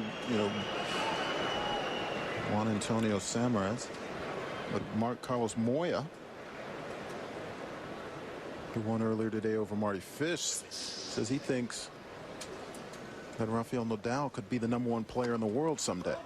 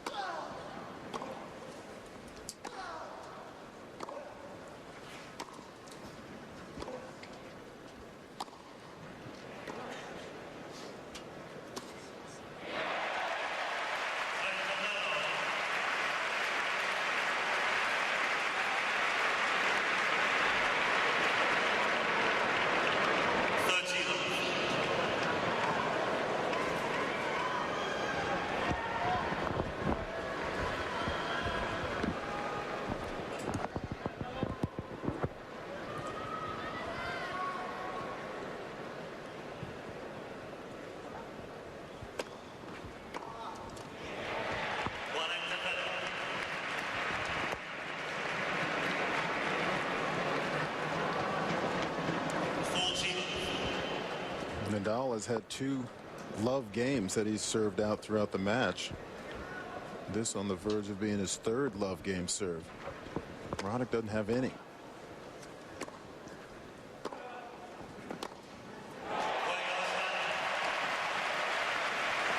Roddick's going to have to come up with something really strong. Turn this around. 1 set apiece, and we're on 7/3. We're in the 3rd set here, but let's go back to some of the action in the first set. Something we saw was Andy Roddick continually opting to serve and volley on that second serve. He gets past there and employs a little backhand drop shot here, but Nadal's able to run it down, and Roddick comes up with the forehand winner. Takes that first set 7-6, and in the second set it was really all Nadal and what he was able to do. Folks, don't try that forehand at home because you won't make it. Leave it up to the pros. I don't even try that forehand anymore.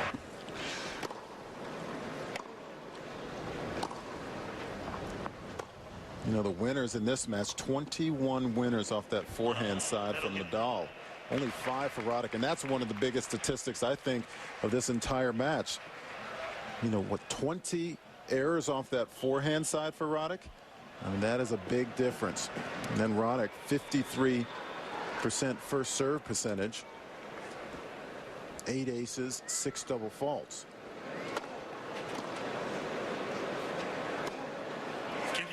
You know, so for Roddick, when he gets that first serve in, he's very successful, 90% success rate, but he's only getting it in just over 50% of the time. So not nearly as dominant on his own serve as he, you know, typically would be on a hard court or a grass court.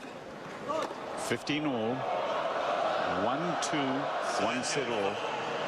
USA trailing by 1 match to none.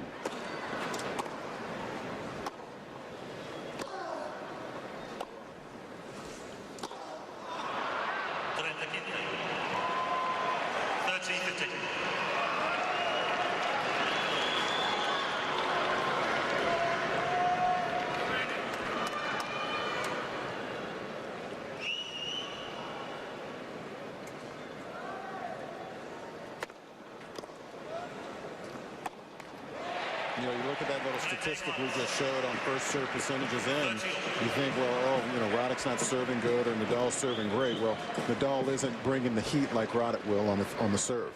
He's just content starting the point with the serve. You know, whereas Roddick, he wants to start in the point with the serve. Game point to Roddick.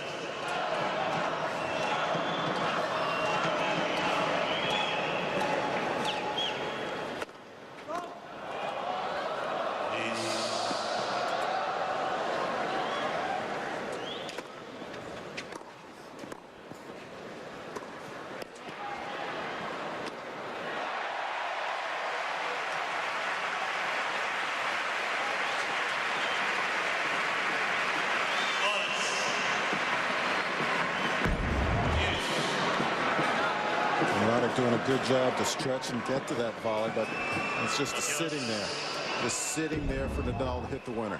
Deuce. That's a great serve. Gets him so far out wide. That has got to be 10 feet wide of the lines. You have that doubles alley. Yeah. And he's a good 15 feet behind the baseline. Ooh. Now that's completely uncalled for by someone in the stands. We're going to replay it. I think we may replay this. And what happened is Roddick, right before he hit that forehand volley, someone had a blowhorn and it went off. No, it's not a replay. Roddick is sitting here thinking he should be able to replay the point. They're looking for the guy. They're looking for him. They want to get that thing out of there.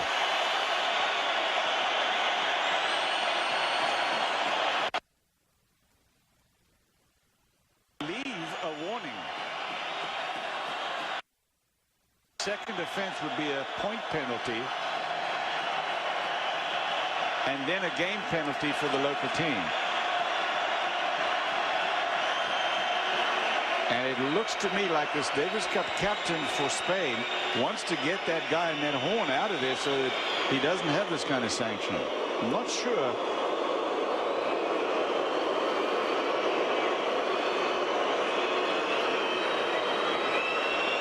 Let's listen to it.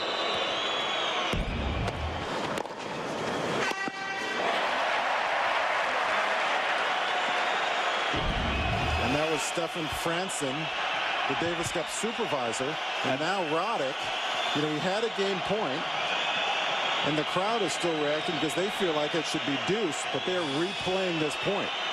After all is said and done, they are replaying it.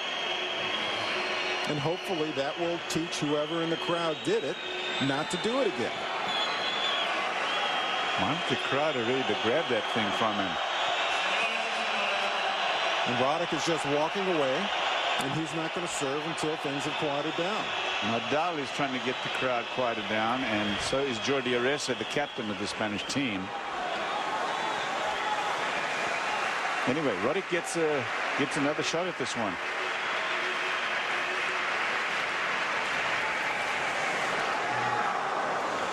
Game point.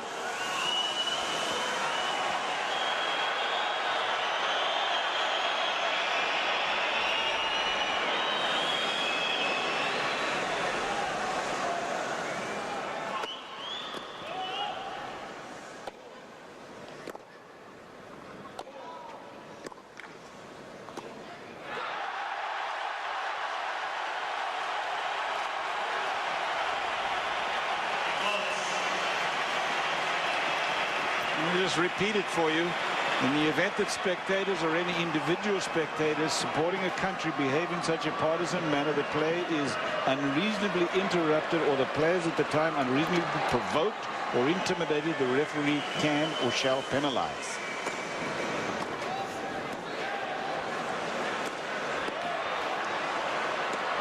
Into the body, and Nadal wins the point. He's got a break point coming up. Well, there's no question that play was interrupted.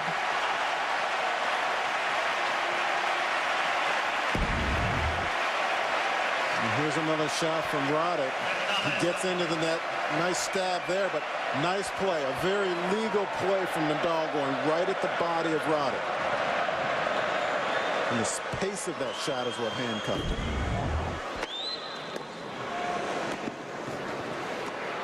That will go long, and Roddick saves a break point.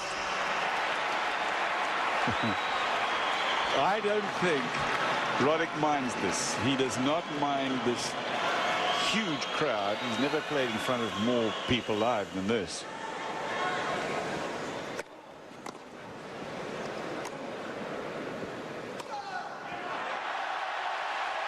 Break point for Spain.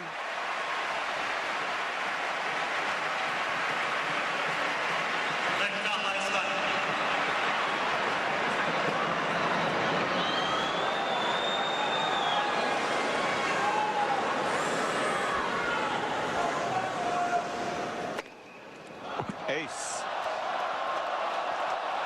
Nadal is going up to check the mark, and he says no, that's okay. I want you to get out of your chair. It's good. Yeah. Nadal could make himself into a national sporting hero in Spain if he takes out Andy Roddick, the #2 player in the world, in the final of the Davis Cup.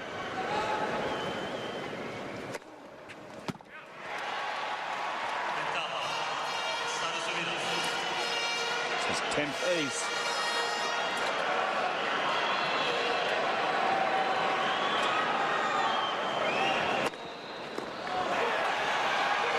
That is sensational serving by Andy Roddick to keep himself in this third set. I mean, I understand it's just 2 games to 1 now, 2-2. But every service game of Roddick's is a royal struggle. Well, one thing I like about his reaction after that serve game is that there wasn't one. He just hit the ball to the other side of the court, stayed very composed. He's just keeping his temperament very even, because in an atmosphere like this, it's very easy to start, getting frustrated and ticked off with the crowd. He talked about that, Mel, in the press conference a couple of days ago. He said, you know what, there's a time for you to, like for me to do my fist pumping stuff, and there's a time to take it easy. And here, in front of all these people, I'm not going to go crazy. And he's being smart about that, otherwise he will provoke and make it worse. Right. 2-2, 1 set apiece.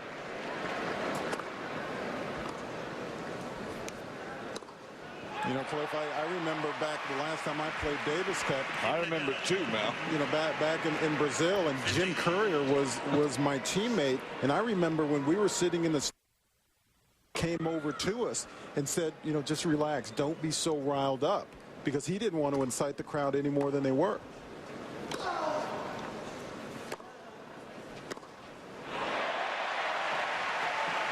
Ribeiro Preta, Brazil. That's right.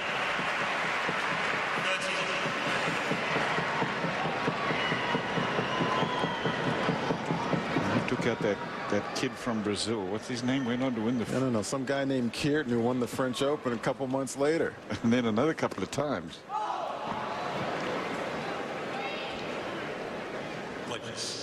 Funny thing is about that is, you know, I'd certainly heard of Gustavo Kuerten at the time, but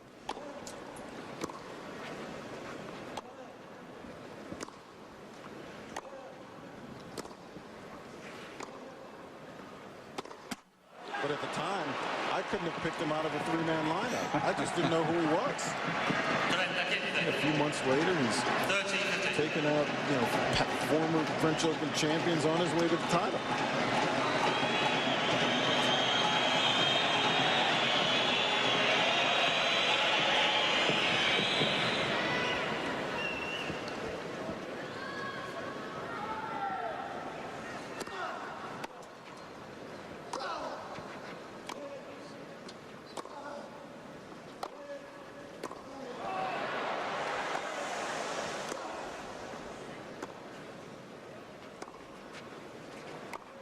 That's too tough.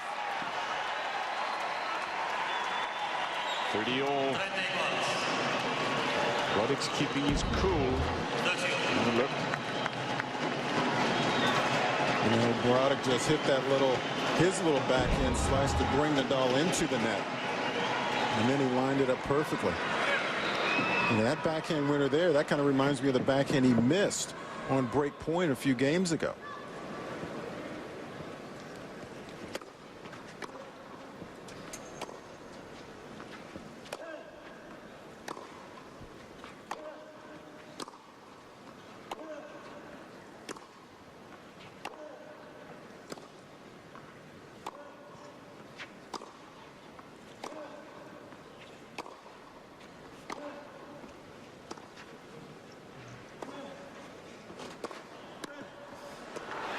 That's terrific stuff from Roddick. But by the way, Mal, I'm just thinking that this match is already 2 hours and 14 minutes old. The first set was an hour and 10 minutes alone. This is going to take it out of Nadal. He's supposed to be playing doubles tomorrow. Right. And then potentially another singles match on Sunday. Roddick obviously is not going to be involved in the doubles tomorrow. He's got a day's rest. Right, but it wouldn't be the first time that Nadal has done that in Davis Cup. He did it this year against the Czech Republic in the first round when Moya and Ferrero weren't even on the team. He played all 3 days and finished off with a 5-set win to clinch the match.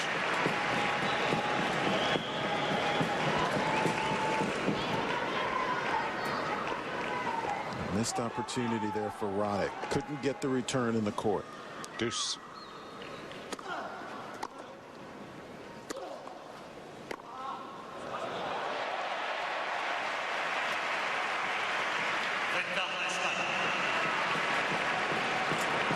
Andy Roddick, born in Nebraska, and then his family, they all moved to Austin, Texas for quite a while. And it was his brother John who was going to be the star. And they moved down really for reasons of tennis again to the South Florida area, Boca Raton.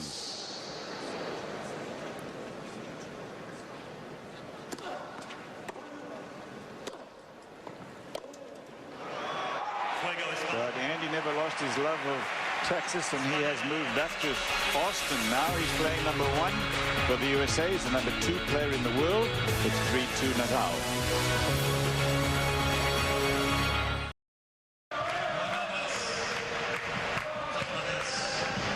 This soccer crowd. Outstanding atmosphere, and this is Roddick serving. On serve, third set, 1 set all, 2-3 Spain lead.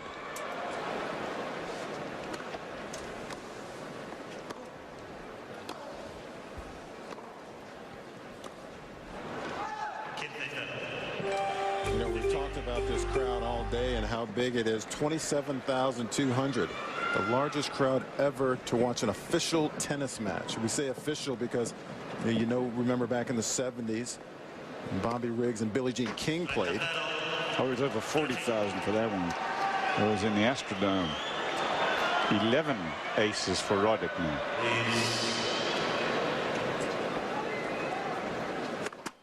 And they all came out sitting in 52-degree weather. It's more like football weather.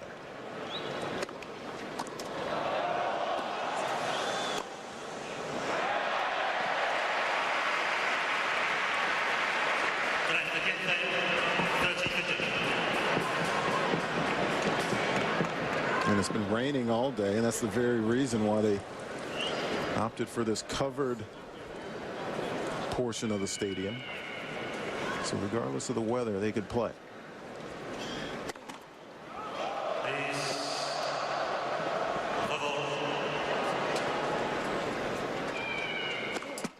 Oof. 11 aces, but 7 7 doubles. And again, Roddick was reacting right as he was hitting that second serve. When someone had screamed out during the point, he had reacted after that.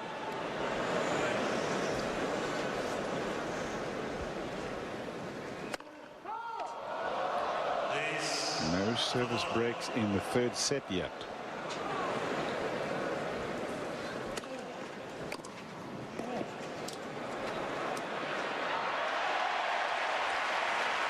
Mal, I understand that Roddick feels that he's got to come in and take this match to Rafael Nadal, but he has got to choose his times perfectly, because if Nadal gets a look at a passing shot with as much margin for error as he has with all that topspin off both sides, he's very dangerous on the pass.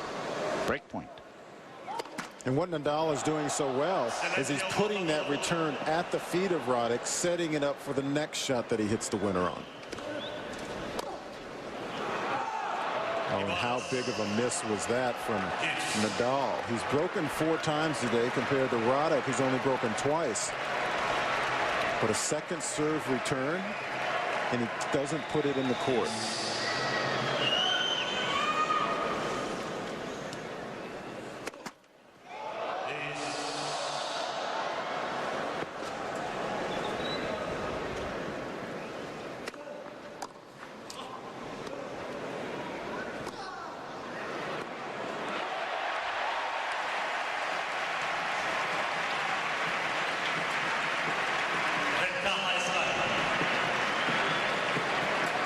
Now Nadal has his 13th break point of the match, his 5th of this set alone.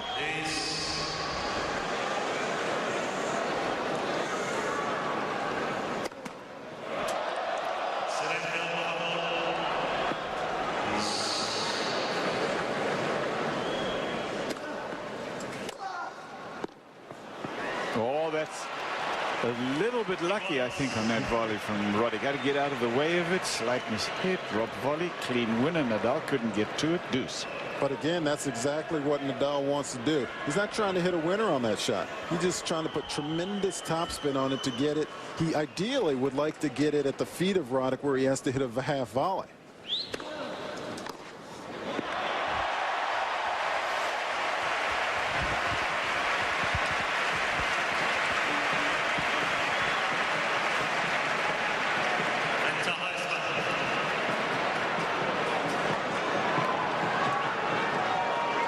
And another break point.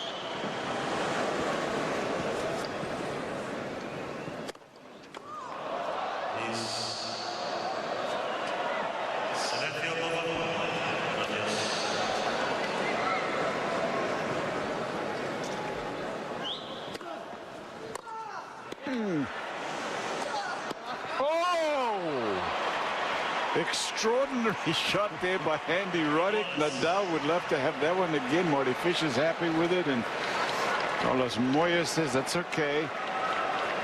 He was right on top of the net. Roddick just hangs his racket out to dry, and Nadal hits that passing shot right onto his racket. It was the perfect time for a lob. Nadal could have done anything he wanted to with that shot, but Roddick does a great job in guessing. He kept his ground and just stabbed at it. Deuce.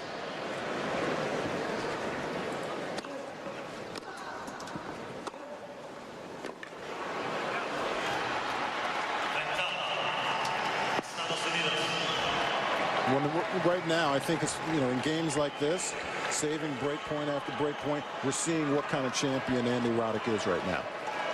I mean, that's why he finished last year #1, this year #2. Just what I was thinking, man. I totally agree. Win or lose, this boy shows just how much heart he has. 3 apiece, third set, 1-set-all. First match going to Moya over Fish easily after Fish got out to a good start, winning the first 3 games. Then it was all Moya. Now Andy Roddick comes out against Rafael Nadal, who's just 18 years old. He's from the Isle of Mallorca here in Spain. Wins the first set in a long tie break. In fact, the set took 1 hour and 10 minutes. Nadal wins the second, and we're in the third set.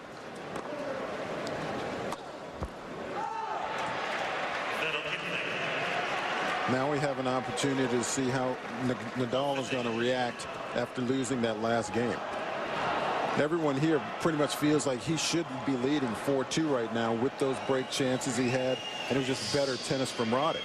Now how is he going to react to that?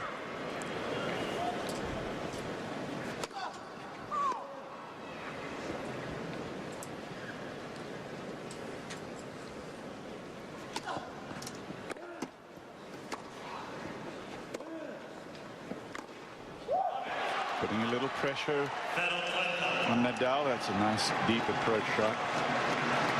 To summarize things for you folks, this is day 1 of this Davis Cup weekend. Last 3 days, 5 matches, 2 singles matches today, doubles tomorrow, reverse singles on Sunday. First to 3 wins this is the final of the Davis Cup.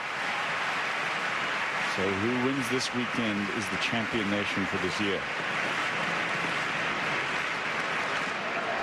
About 30.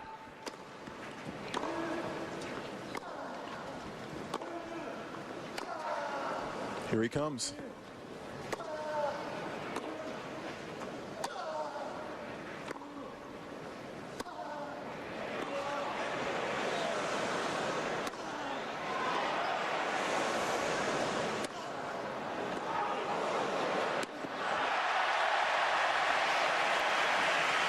Roddick gives him a hand, showing a lot of class.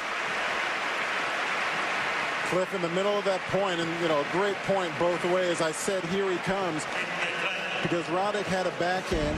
He was just inside the baseline, and here you see this point again. He's playing great defense, but at love 30, and he's been playing a couple of aggressive points.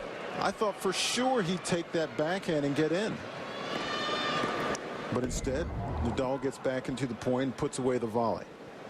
I mean, that was a big point right there. 15-30.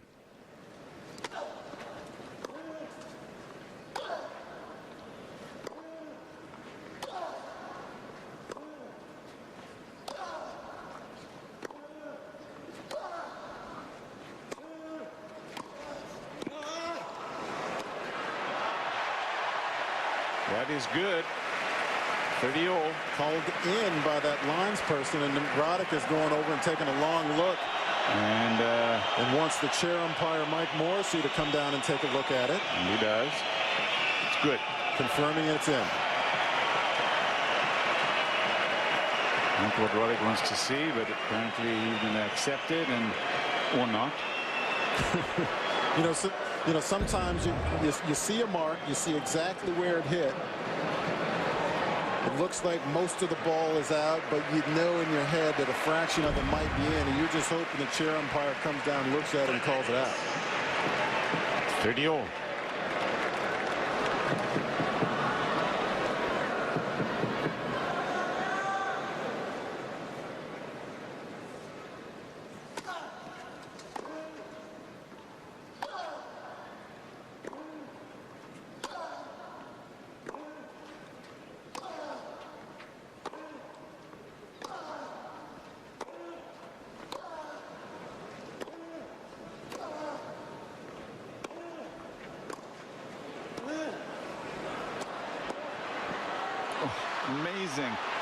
Amazing play there by Andy Roddick, and he has a chance to break here. I'm telling you that this crowd This 27,000 plus crowd is obviously going to fall in love with Rafael Nadal because he's one of them. But when this is all over, they'll be on their feet for both of these players. It takes two to make a great match, and this is what is developing here. And what Rafael Nadal has to recognize is how close that Andy Roddick is closing onto that net. I mean, he's hitting his first volley or half volley, and he's running in. He's so susceptible to the lob right now, Roddick, when he gets to the net. Break point.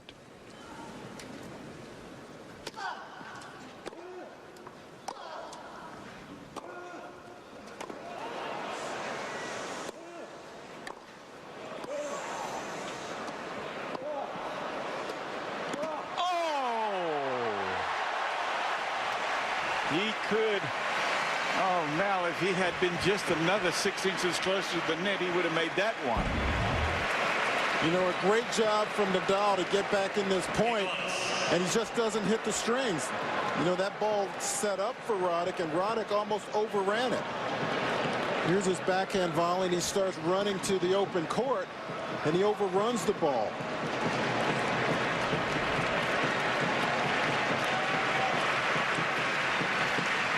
Match has outstanding technical capability for both players. It also has so much heart and spirit.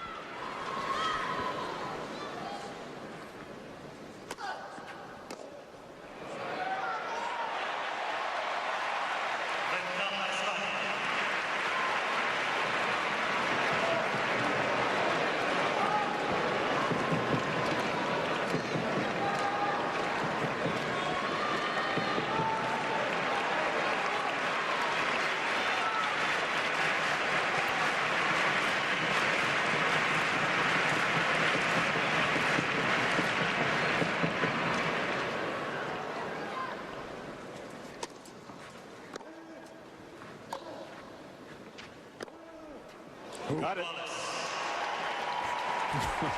We talk so much about Roddick bringing the heat on his serve. He got a little aggression out on that forehand winner.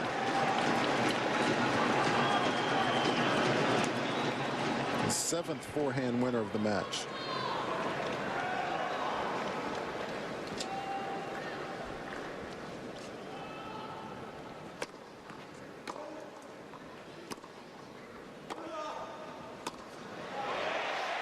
Game point, Nadal. Moya is watching this, as you can tell, very closely. He's got to play against Andy Roddick on Sunday, first match. And your guess is as good as mine as to what the score is going to be at that point. Doubles tomorrow. 1 to Spain so far.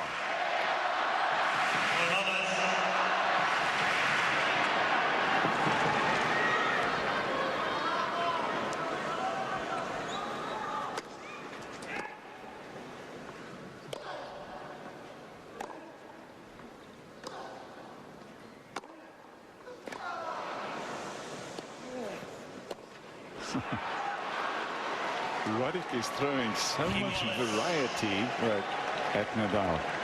You know, and Cliff, you just made a great point about Roddick playing in the first match against Moya on Sunday. That's what makes getting a point on the opening day so important. If Roddick wins here, they're favored in the doubles. Tomorrow, potentially, he can win the clinching match on Sunday.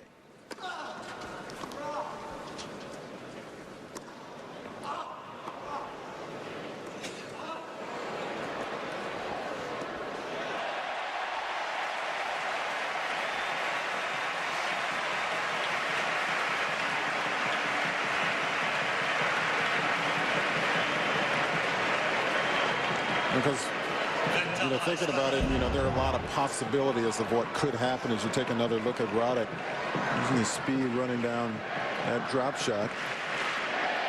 You know, a scenario where Marty Fish would have to play Rafael Nadal in the 5th match, or Juan Carlos Ferrero if Nadal doesn't play. I mean, that's not a scenario I think that the Americans want to be in.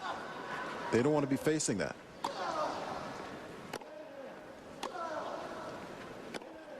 You got it.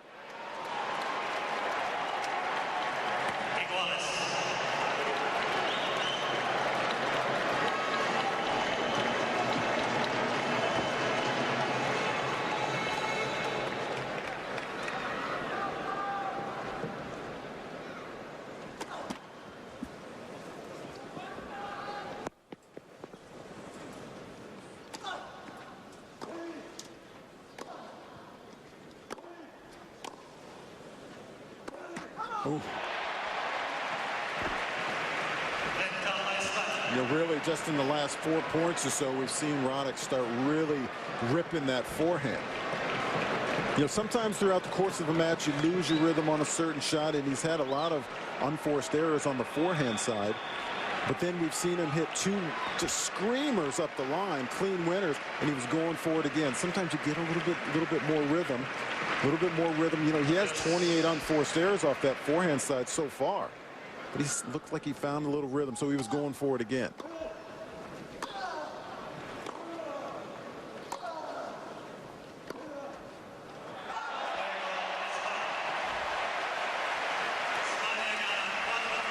Another game, another war. Ends up with Spain in front, but on serve in the third, 1 set apiece, match 2 of the Davis Cup weekend. This is the Davis Cup final round for this year, ladies and gentlemen. It is the United States taking on Spain, match number 2, and it is a beauty. Rafael Nadal and Andy Roddick. 4 games to 3. Nadal leads on serve. He has Roddick to try to level. In the third set, 1 set apiece.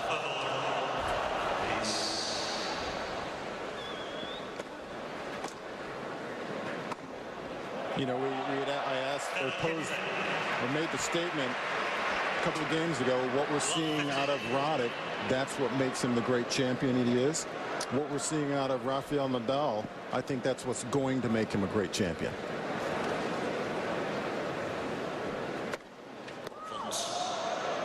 Nothing more compelling to me than watching a non-soft court player, a non-dirt baller.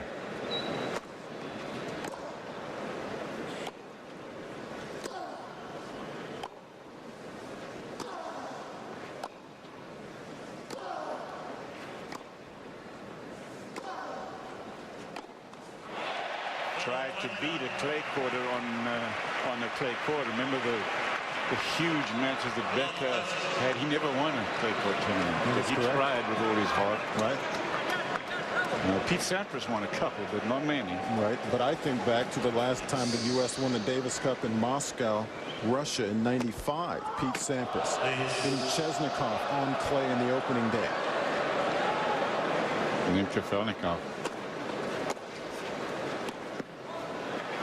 You know, we've never called Pete Sampras a clay court player, and after that match, I mean, he was cramping up so bad they literally carried him off of the court. Came back, helped win the doubles the following day, and won his singles match on the final day on Sunday.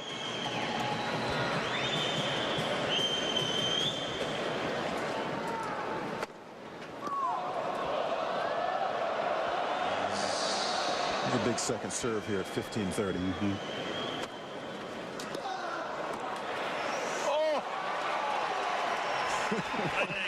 All right, that's sick.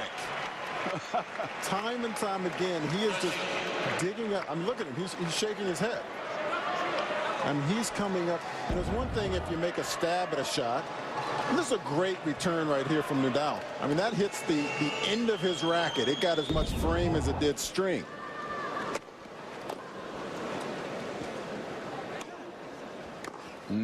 Well, Nadal picked where he was going to go on the approach there and made the pass, and then equally successfully it's Andy Roddick who anticipates where he's going to go. You know, and Roddick hit the approach and he did a nice job of closing the net, but it's now time for Nadal to recognize how Roddick is closing net. He's got to throw in a lob. I mean, that right, he gets a lob over him, hits a lob winner.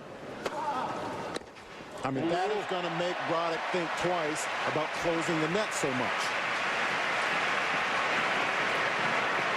Roddick trying for the spinner, the kicker wide to the forehand side. Nadal was there. It's deuce. She's a clean winner.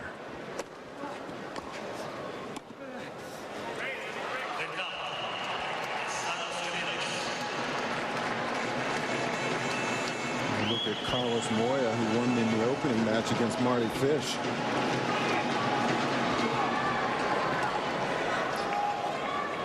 And Roddick with his 20th volley winner.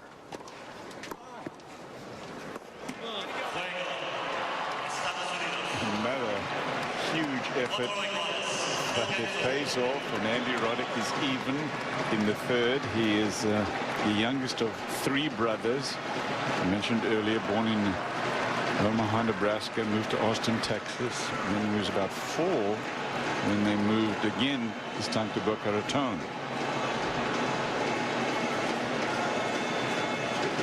Right before he turned 17, Kalamazoo, Michigan, he hooked up with Tariq Benavides, who coached him for a long time.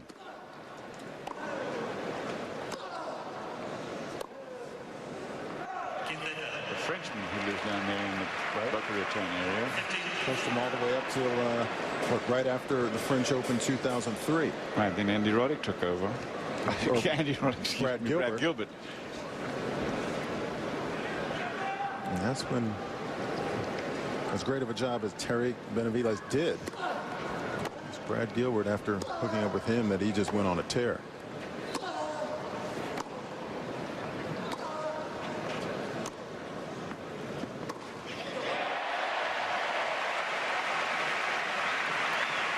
Showing a little bit more variety there, Roddick. He didn't rip that forehand. He wanted to take Nadal off the court. Purposely played that ball short. Nadal just comes up with a better shot.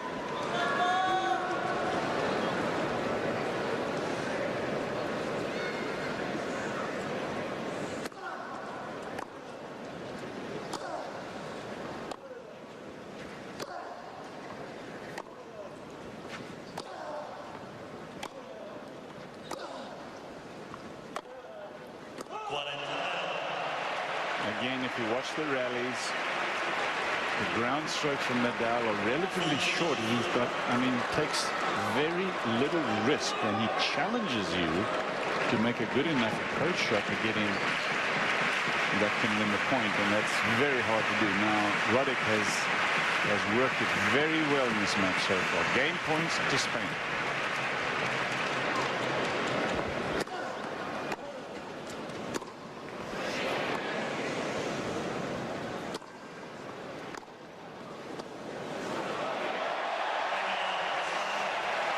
Spain lead by 5 games to 4. It's 1 set apiece. This is match 2. Spain lead USA 1 match to none. Marty Fisher a couple of games ago. These are his words and his thoughts. He's watching. Listen to him. No, please don't serve him volley. Please don't serve him volley. He's coming to the net. He got it. Cross court. Oh, I love it.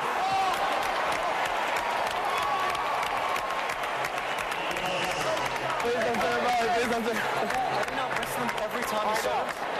Every time he serves, they're whistling. Every time. You know, it's funny. He's like, please don't serve volley. Oh, what a great play. Great serve and volley. Oh, that is so funny. That part about please don't serve and volley. And then he wins the point, and that was a huge point, by the way. Now we've got the wave going here in this stadium, and the chair ump is trying to get them to cool it. Let Andy Roddick do his thing here. Yeah, good luck, Mike. Good luck, Mike Morrissey, on stopping this.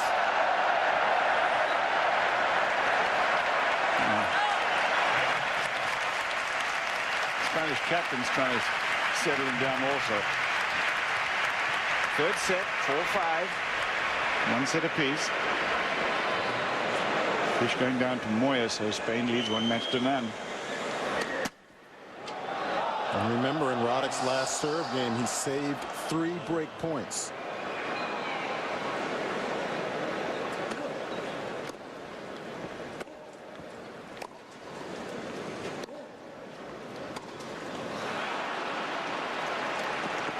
Rafael Nadal is still just a teenager. He's 18.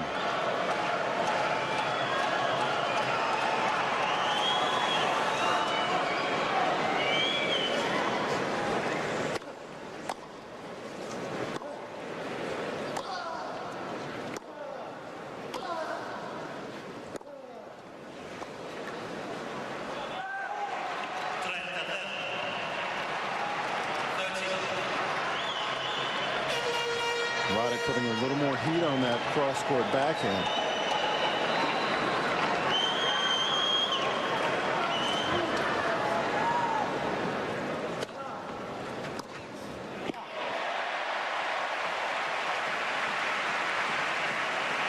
It's such a fine line between hitting, a great second serve where you pull your opponent off the court. You see where that ball hit?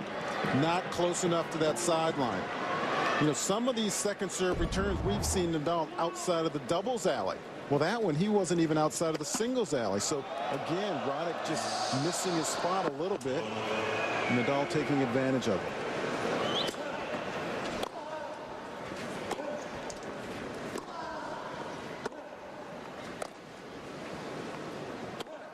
That is really the way to take advantage of a short ball, as Roddick slight mishit there from Nadal, but a lot of spin on that ball, and he just whacks it for a clean winner. Nadal, he's one of those players that hits a really heavy ball, heavy top spin, and it actually comes at you pretty quickly. You see a lot of his balls falling short, and you might ask yourself, why doesn't Roddick take advantage of some of those short balls? Well, they're falling short, but it has so much top spin on it, it gets on him pretty quick, and he's not able to.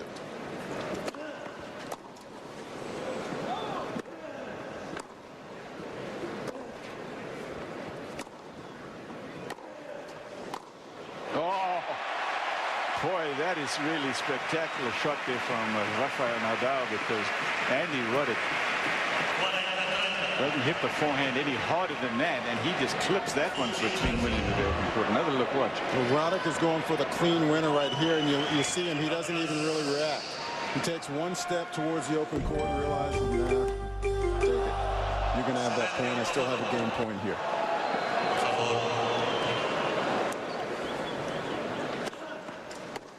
Oh, what a smart play from Nadal. Did you notice what he did? He's been standing back on so many of his second serves, thinking Roddick's going to serve him volley. By the time he hits that second serve, he's right on top of the baseline, completely taking Roddick by surprise. And now Nadal back to deuce from 40-15. There's 2 points from the set. So great recognition, a great little adjustment there from Nadal.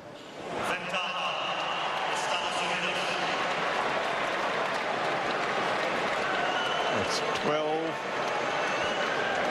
aces.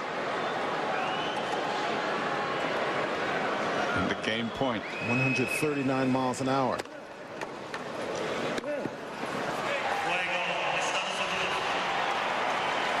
It's so funny. We were moments ago talking about Marty Fish saying don't serve and volley. Spain takes the first match as Moya took out Fish easily. The attendance record here is over 27,000. That's the largest to ever watch an official tennis event. And the weather is cold and raining. Fortunately, there's $1 million roof that covers this section of what is an athletic stadium. I want to say soccer stadium because it looks like a soccer stadium and could be used for soccer, but they don't use it for soccer.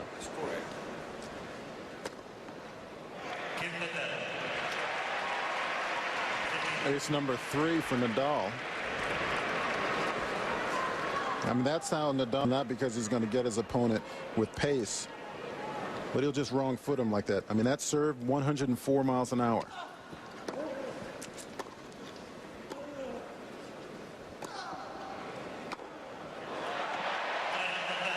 But one thing I'm a little surprised at, and this is the first time I've ever seen Nadal play just a full match like this on clay.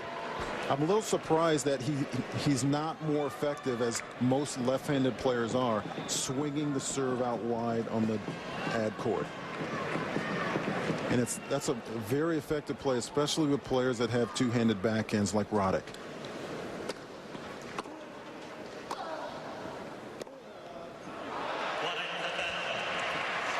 Roddick has got to struggle so hard to win his own serve that it looks for the moment like he's out of juice trying to break Nadal. And ironically, it's Nadal who seems to be holding serve a little bit easier, on the verge of his 4th love game on serve. And Andy is, in his mind, thinking, okay, you can have this one. All I got to do is hold, which is not that easy. And then we're in a tiebreak. But yeah, that's and there's Vince Spady looking on. But you're right, Cliff. That's not that easy at all. But a lot of his matches, throughout the course of the year, are like that. I mean, he holds serve, and he sometimes just has to do it in the tiebreak, which he's been very successful at.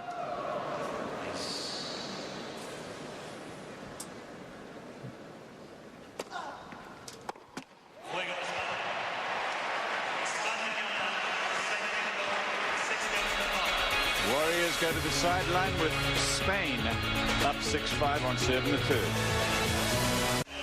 Stadium, you can fit 70,000 people in for certain events, where you see how it has been partitioned, and you can see the tennis portion now with a roof over it, which is just as well because it's raining now, and that's where these folks are sitting. The hats off really to the Spanish Tennis Federation and to the folks here in this area, because they've done a tremendous job of getting this Davis Cup final venue set. Oh, what a play from Nadal. How about that right there? I mean, that's just a complete reflex to get the serve back. 5-6 third set, love 15. And he takes that second ball early, just steers it up the line.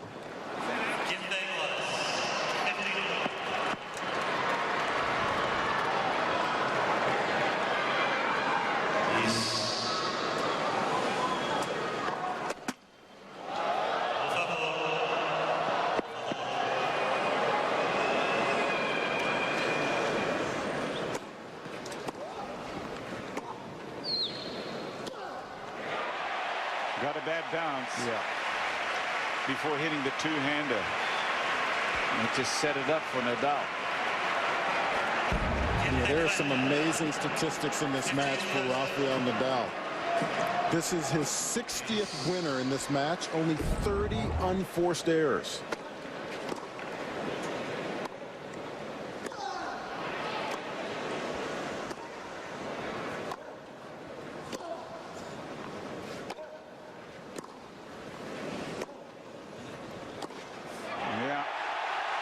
That approach shot, a little bit of topspin on it, and it just set up for the pass, and it's Spain that had 2 set points.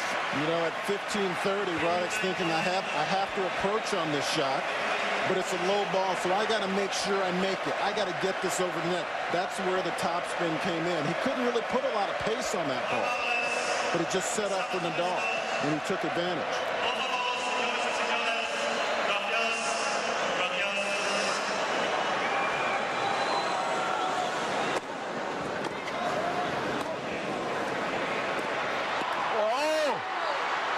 Extraordinary play by Roddick. Looked like he had the winner. Nadal got to it, cross court, and then Roddick was waiting for it. Look at this. A great, I'm watching this match and I'm thinking, all right, is that Stefan Edberg with a hat on, or is that Becker over there picking up these little half volleys and stabbing at these shots? I've never seen Roddick perform like this up at the net. Still set point. Second serve.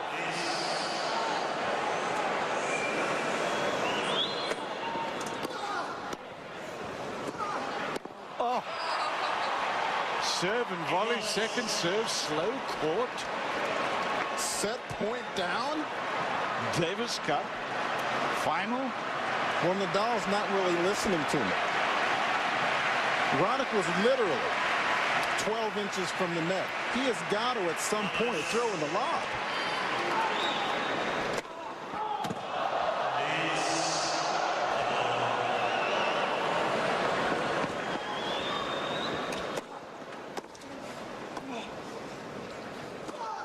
Oh, he missed it. It clips the tape and goes long. And Roddick has got a chance to get into a tiebreak. And that clip, that's, and I keep mentioning throwing in the lob. That's when your captain earns his money.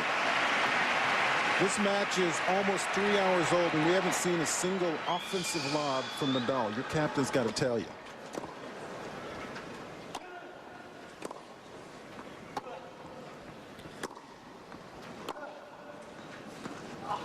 It's out of reach.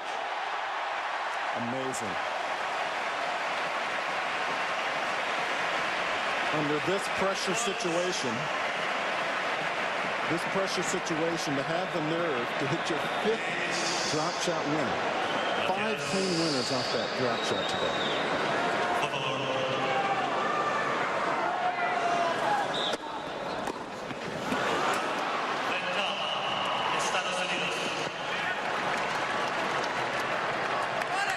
This is a superhuman effort from Andy Roddick.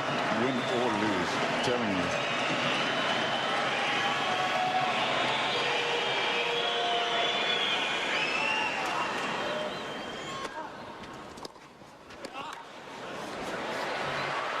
That's going to go.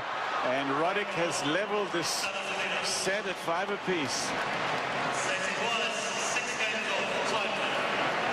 At 6 apiece, a tiebreak will decide this match.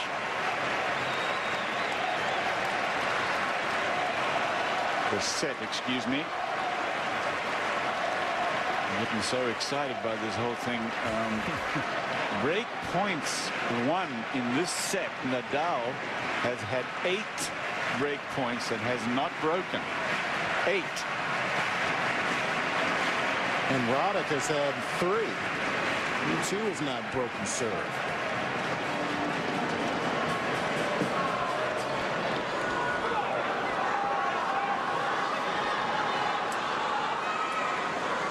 Andy Roddick's tiebreak record is so sensational that I would not bet against him in a tiebreak ever.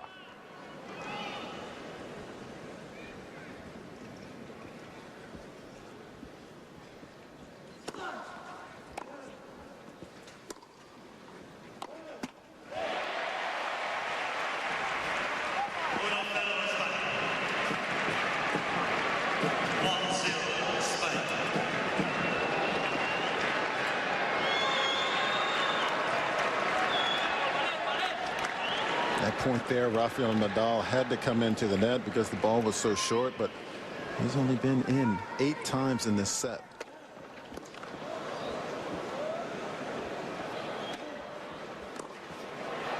He missed it. 1 apiece. Roddick fortunate on this shot because he had that sitter forehand. He just waited on it. And Nadal guessed right.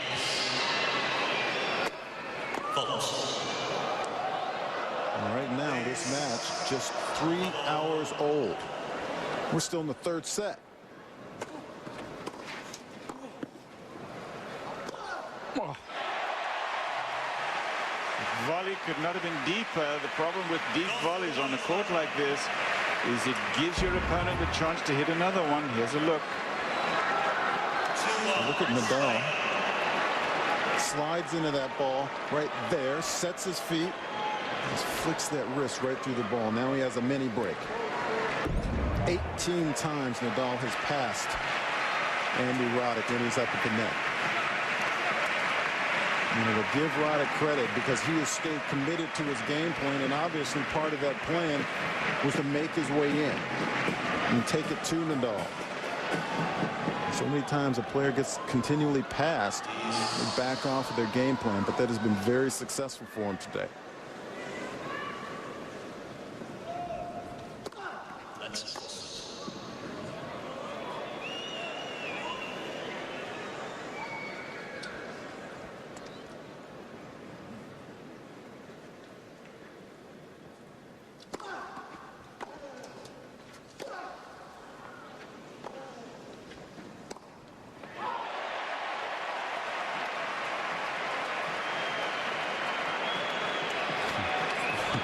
Mike Morrissey getting out of the stands and looking at that call, and everyone, all the fans behind Roddick who were on that line all gave the good sign.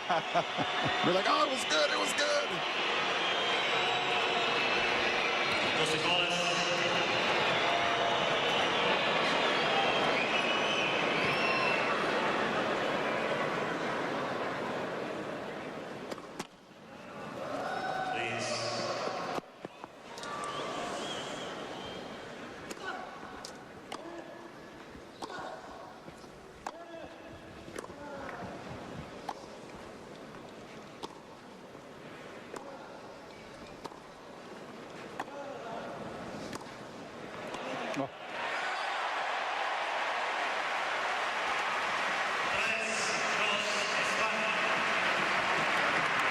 Roddick looked a little uncomfortable or maybe a little indecisive on what he wanted to do, but Nadal again doing a good job. Not hitting the winner, but getting that ball down in front of Roddick. Well, Roddick's done so well today, he's been able to get close enough to the net to hit those volleys. That one couldn't volley, had a half volley.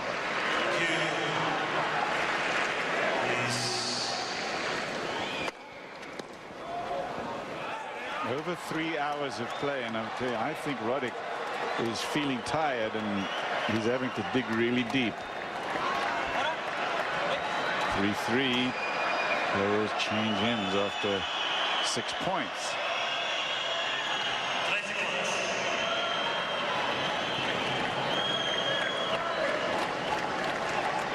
And just like the players get prepared for this tie, these chair umpires have to do the same thing, because when they know they're calling a Davis Cup final, and as much as emotion that goes into it from a player standpoint, and then from the standpoint of 26,000 fans, I mean, they're getting prepared because they know they're going to be handling some things throughout the course of the match.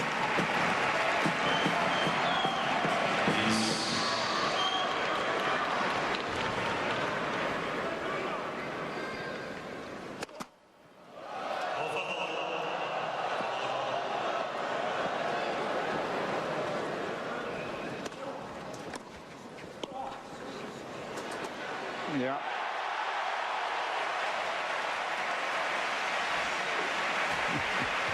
I mean, you can't blame Roddick for what he's doing. When a guy runs and hits a forehand winner from outside the doubles alley, you just got to say that's too good.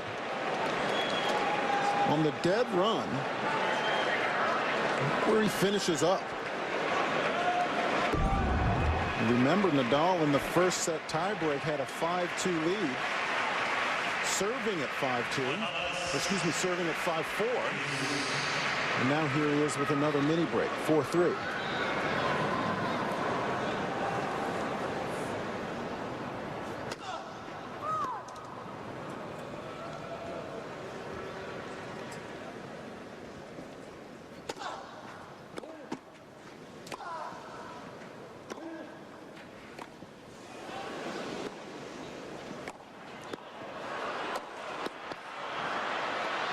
That goes, that's unbelievable stuff from Roddick.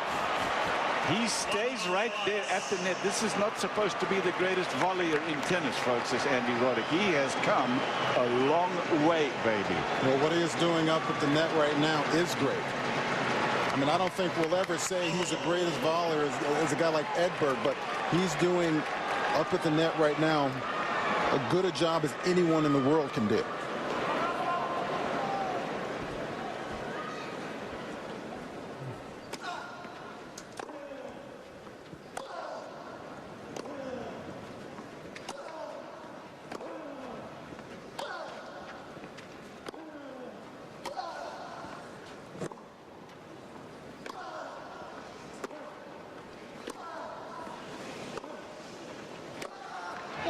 Missed it, and Nadal goes down.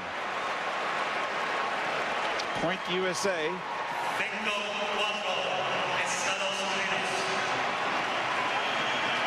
5-4 Roddick. I think Nadal saw his ball land. No, I'm not so sure he saw it land either, because he went down. After the shot, he goes over on that left ankle. Look at him trying to take a look at it. But he's lost from 4-3 up. He's lost consecutive points on his own serve. Now he's down a mini break, and Roddick has this third set on his racket. But I think it's times like these, Cliff, that the experience of the champion, and I'm speaking of Roddick, it's time like these where that shines through.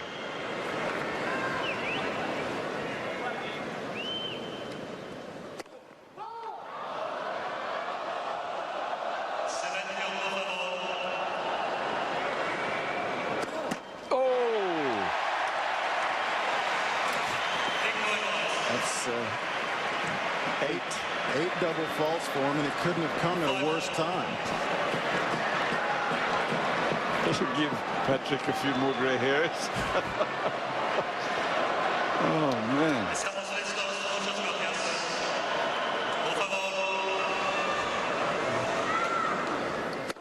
I don't think any of us saw that coming. He's so confident in that first and second serve. He just got up there and just clipped the tape with it.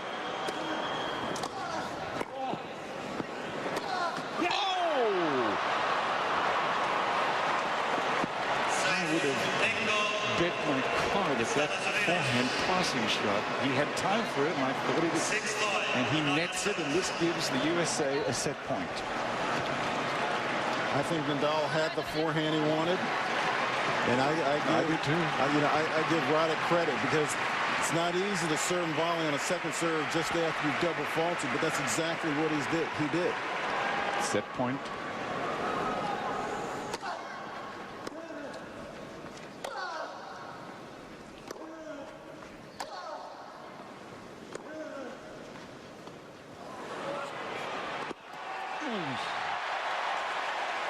Six all, and the players change ends.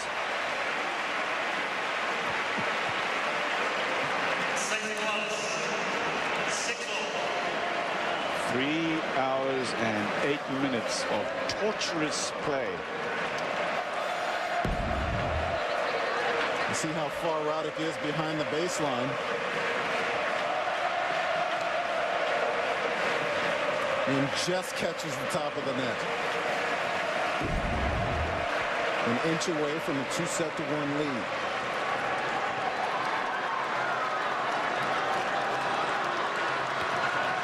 He didn't have that much gray when this match started, did he?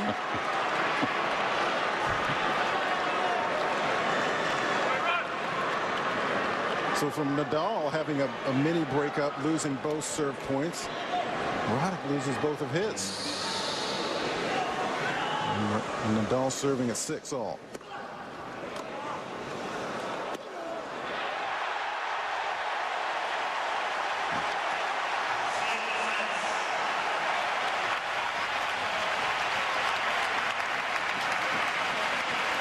So much emotion.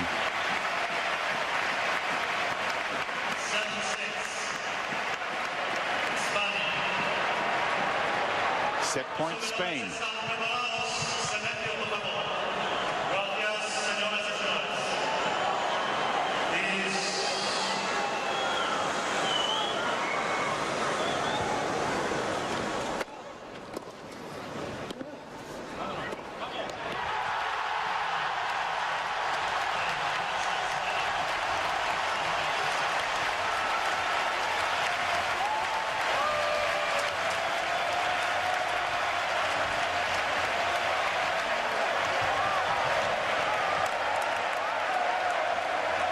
$27,200 people are on their feet as Spain take a 2-set-to-1 lead.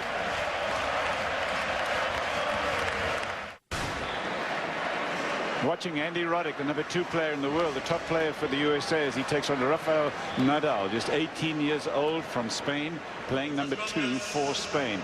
Marty Fish losing in the first match here today in Spain to Carlos Moya, so the US are down by 1-0. 5 matches in all, remember, so the first to 3 wins the tie and takes home the huge Davis Cup. Roddick serving, third set, 2-sets-to-1 Spain. Roddick thinks he has an ace, and Mike Morrissey again out of his chair to take a look at it, and is saying it was in. So 15 love. 13 aces for Roddick.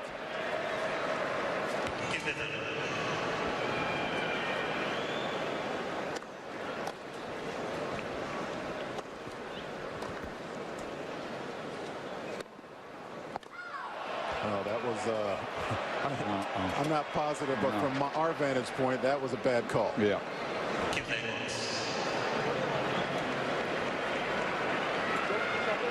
What was the call?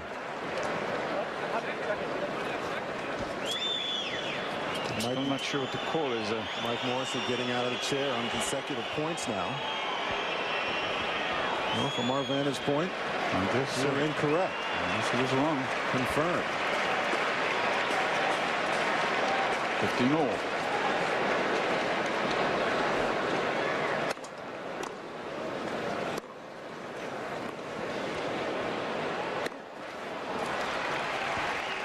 We were just talking after that third set, Cliff, and You know, the question I had is, or you had made the statement that it's a very risky game that Roddick has been playing with as much as he's been serving volley.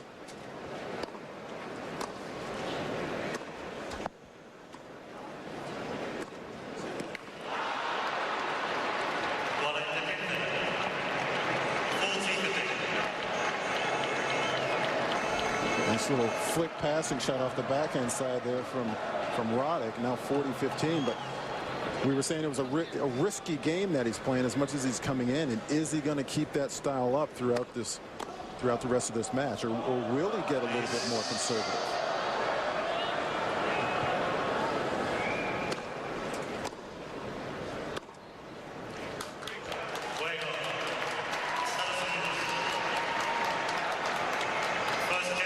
I know the tennis that we've seen in this match has been absolutely tremendous in the first set, which Roddick won in a tiebreak. I mean, this is the kind of tennis we've been seeing throughout. These amazing points, both players having opportunities to win it. And Roddick with the forehand winner. In the second set, there was a little bit more Nadal. He was able to get the break and serve, and that's the shot I told you that you can't try at home.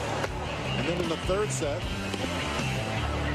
Rafael Nadal on set point. Take a 2-set-to-1 lead after 3 hours and 16 minutes. And just to give you an indication of the quality of Nadal's play right now, a plus 32 differential. Roddick -2 is not, is not bad on clay considering how many balls you're hitting. But Nadal, I mean, an amazing match he is playing.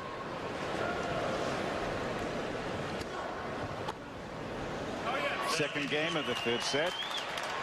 Of the fourth set, excuse me, and it's Rafael Nadal with 2-1, down 1 game after Andy Roddick held serve in the fourth. Love 15.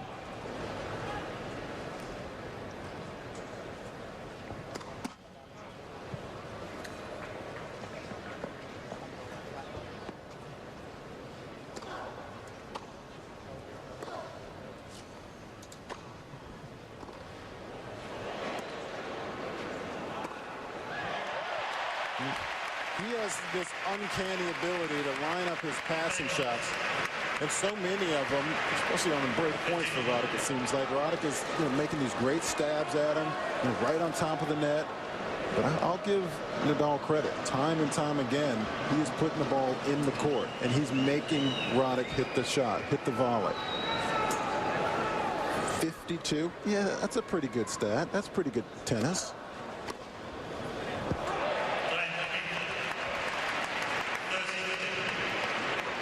At some point in this match, now 3 hours 18 minutes long, at some point stamina is going to come into play. Guarantee you the way these points have been going, both players feeling it in their quads a little bit. I was really wondering about that even in the third set now. That's why we talked about it. Here's a man who hasn't had to play any, and he could potentially play on Sunday for the U.S. because he's one of the 4 men named to the team, Juan Carlos Ferrero. In fact, he could even play tomorrow if Nadal's out of juice, although my own feeling is that Nadal's going to want to play tomorrow. Right, and then Cliff, I don't think there's any way, this is my opinion, I don't think there's any way Juan Carlos Ferrero is going to play in the doubles tomorrow. I think they're going to leave the team out there, Nadal and Tommy Robredo, that have played the entire year. And depending on how this goes, depending on how tomorrow goes, you have a fresh Juan Carlos Ferrero for match number 5 on Sunday. That's a very nice luxury to have.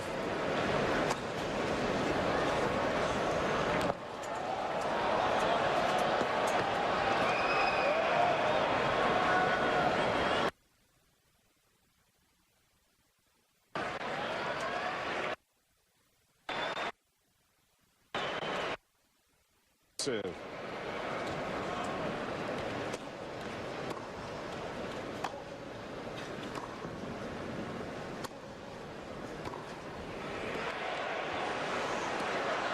Having some video difficulties apparently. We apologize for that, and obviously work on them as quickly as we can to right things. This is huge time in this match with Andy Roddick down 2-1 in a match that is really a must-win match for the U.S. Roddick continuing to come into the net. He was into the net 43 times in that third set, winning 27 of them.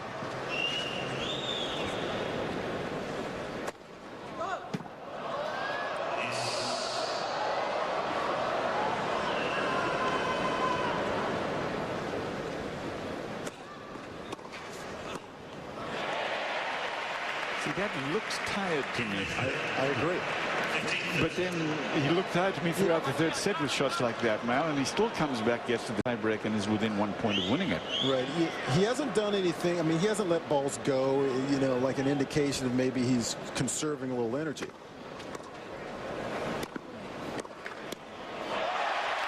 But every once in a while, he'll hit a shot like that half volley 2 points ago that makes you look like, well, he may be feeling a little fatigued. 3 hours and 20 minutes, and now he faces 2 break points, Roddick does, after missing that backhand volley on top of the net.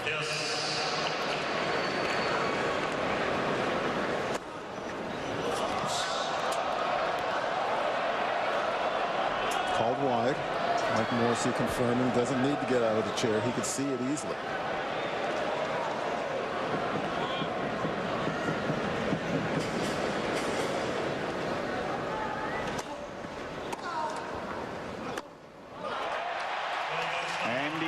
Has lost his serve in the fourth set. Carlos Moya thinking about potential hoisting of that Davis Cup. Roof on this stadium, folks, but it is not indoors. It is part of a magnificent 60 to 70,000 seat soccer stadium. They play athletics and cycling track as well. And they've done really, as we've said before, a spectacular job here. You can see the lights are outstanding for this court. 2-1, Nadal with a break, and he's got 2-1 over Andy Roddick of the U.S. Roddick playing 1 for the U.S., Nadal 2 for Spain.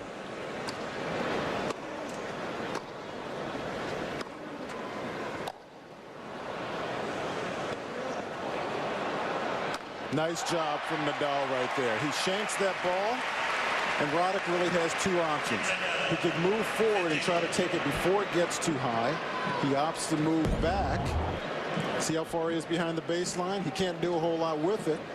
Nadal recognizes how far back he is, and he moves in.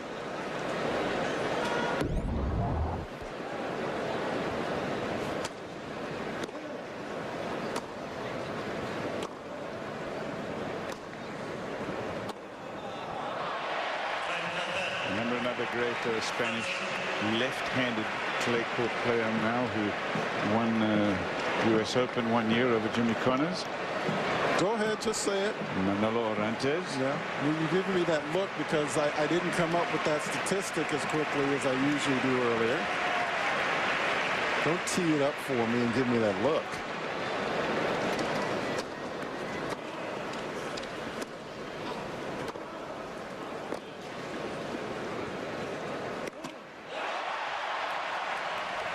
In 1975, Cliff, against Jimmy Connors. Roddick, a couple of errors now. You know, you had mentioned that it maybe looked like showing a little bit of fatigue. You had seen it in the third set.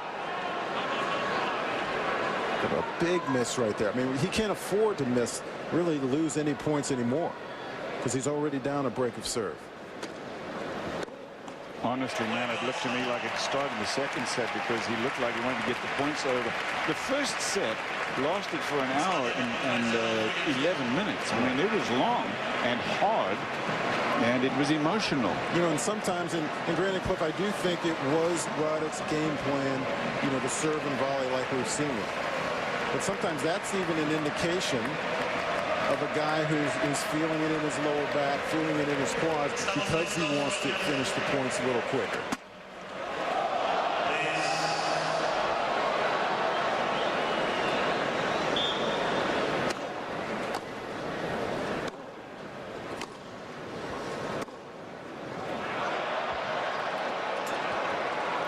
Love, USA.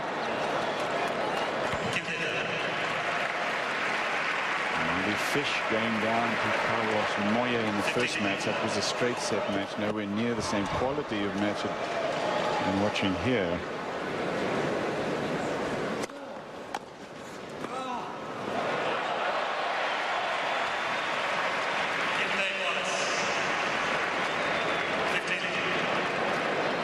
Roddick doing a good job right now, just going over to his captain. His captain will whisper a couple of things to him.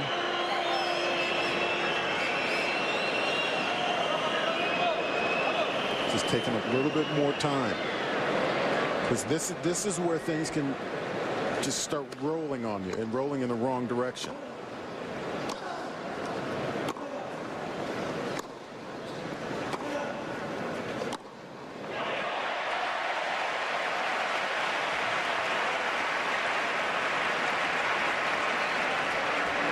Folks, that's Nadal's 70th winner in this match.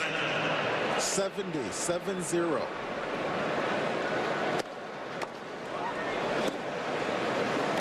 71, which is an amazing statistic. Well, this crowd can sense the end of this match. And my sense is that a part of them is beginning to appreciate just how high the quality has been, not just from their man, but from Roddick as well. Well, I'm gaining a greater appreciation for the quality of Nadal's play.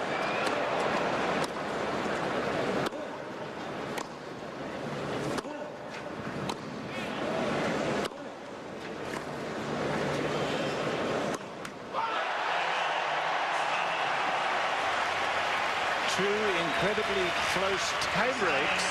1-1 by Roddick for a set, and then the third set won by Nadal. It's 2 sets to 1 Nadal, and he has now 2 breaks in set 4.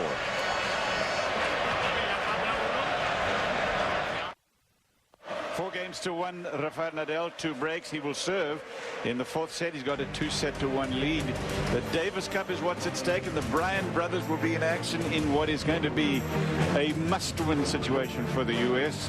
as things are turning out here this afternoon in Seville, Spain. They have not lost a Davis Cup match, these two Bryan brothers, so they are not just outstanding and interesting to watch, but they are also winners. Nadal, Robredo against the Bryan brothers tomorrow. Please join us for that, 7 p.m. Eastern Time on ESPN2.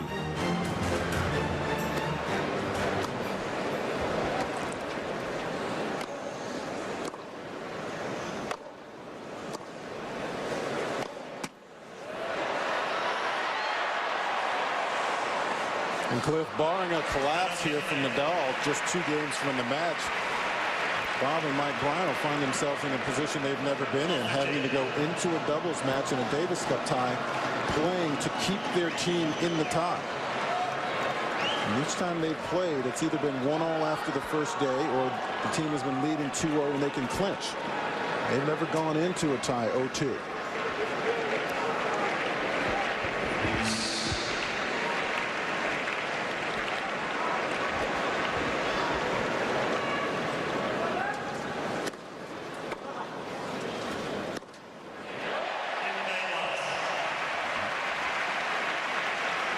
I think Nadal's going to want to play doubles tomorrow. Do you think now they'll put him in? Of course. Yeah, I think they'll put him in. I mean, they want to put the best team out on the court that has the best chance to potentially win the tie. And that's going to be Robredo and Nadal.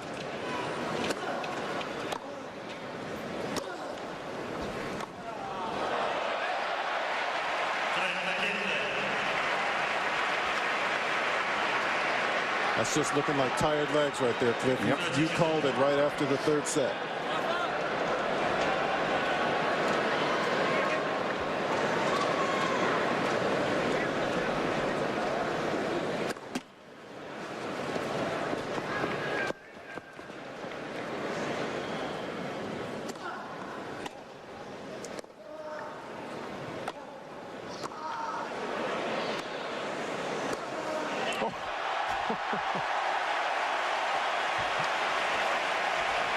Time and time again, Nadal just keeps coming in. That's winner number 26, just off of passing shots alone. Nadal and Moya are good friends. Nadal has been under the Moya wing for a long time. He beat Moya on a clay court at the German Championships 2 years ago. But they have remained firm friends. Of course, Moya's a lot older. nearly 10 years older than Nadal, but they're from Isle of Mallorca. Game point, Nadal.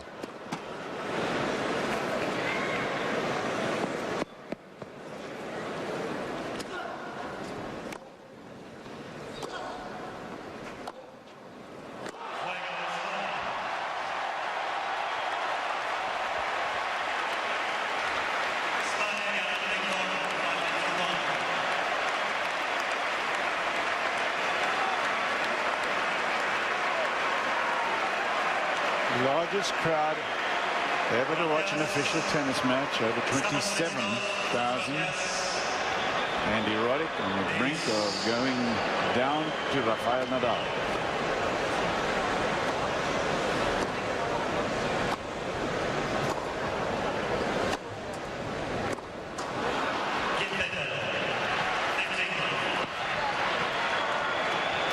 I see it now, and I've seen it for a few games. It doesn't look like Roddick feels like he can take this to a fifth set. The 5-1, obviously it doesn't look like it's going to happen, but he's had that walk about him, that look about him, just that slow walk in between points. It makes you feel like he doesn't believe he can take it to a fifth.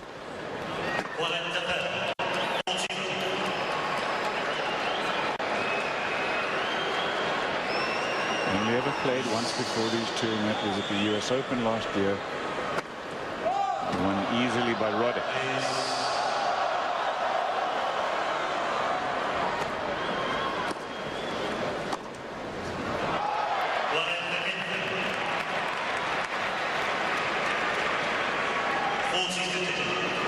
Nadal's year marred by an injury that kept him out of the French and kept him out of Wimbledon as well, but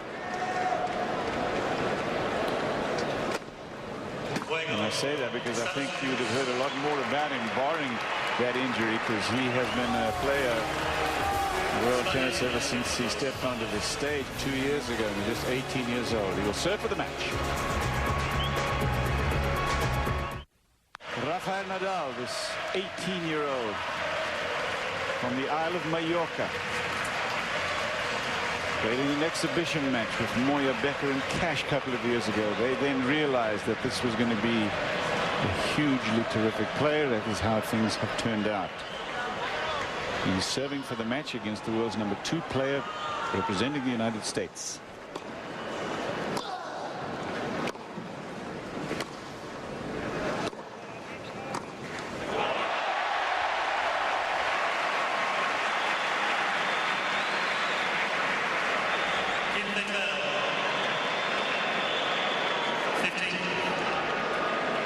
That's just easy pickings right there from Nadal. I mean, it looks like he's hit that shot 10,000 times in his life. Yes.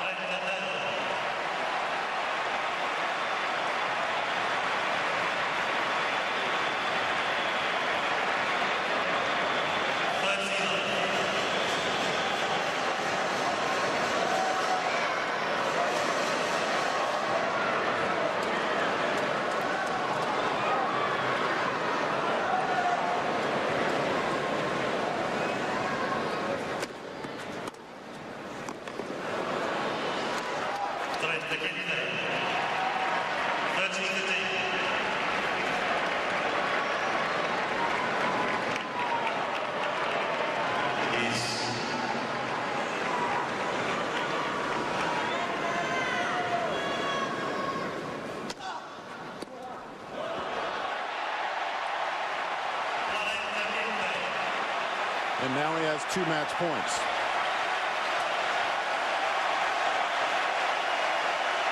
Crowd are on their feet already.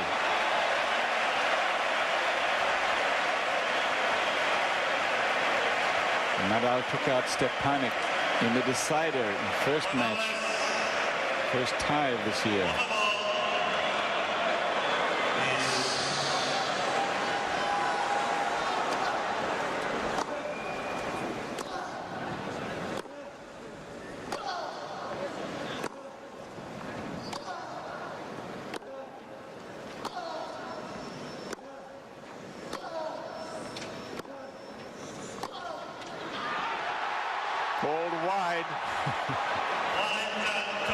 Nadal took out Clément of France in the decider when Spain beat France to get here. And there's match points. There's Andy Roddick.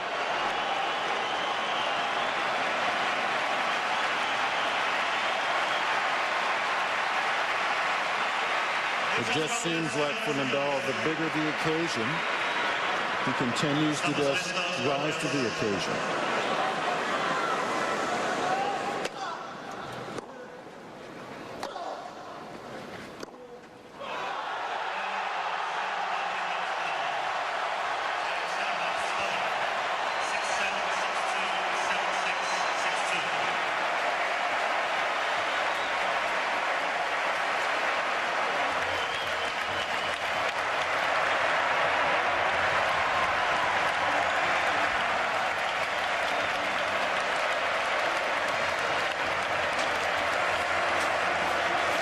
Carlos Moya has said it.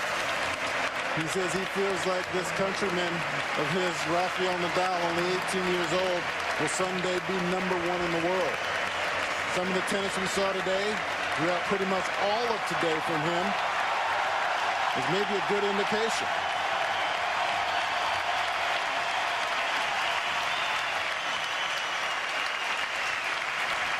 It was a great match from that young Spaniard. As you pointed out, Mal, he had nearly double the amount of winners that he did unforced errors. That speaks for a really terrific, really excellently, technically played match by this teenager. Andy Roddick, on the other hand, Juan Carlos Ferreira watches, because there was some question about whether Nadal should be playing in place of Ferreira. I guess that has been answered now.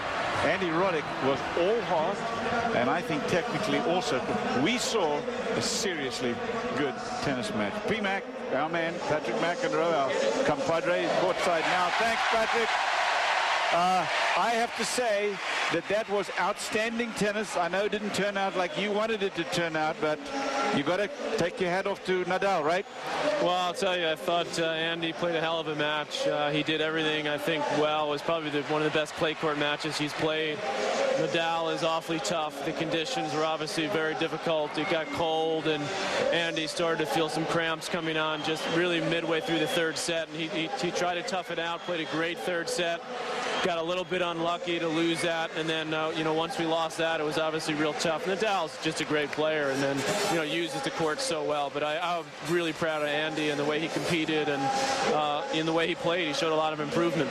From a statistical standpoint, Nadal had 74 winners, only 34 unforced errors. I mean, have you heard of numbers like that, especially in an occasion like this? Well, it was just a great tennis match. I mean, the first set, towards the end of that set, was just unbelievable tennis.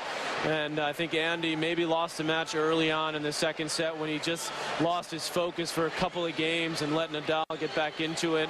I think Nadal was struggling a little bit physically there, but once he won that second set, obviously the third set was a dogfight. But it was unbelievable tennis throughout, and court coverage was just tremendous from both guys. Talk about the cramps, Patrick, and the fatigue factor. Was there a fatigue factor? Well, I don't think it was fatigue so much, Cliff, as more just Andy started to feel some cramps about 2 hours into the match, actually told me, and then he didn't mention it to me until really early in the fourth set. So he was fighting it the whole time, and I think as it got later, it got pretty cold, and he said he just felt like it was getting real cold, and it was tough for him to move quickly.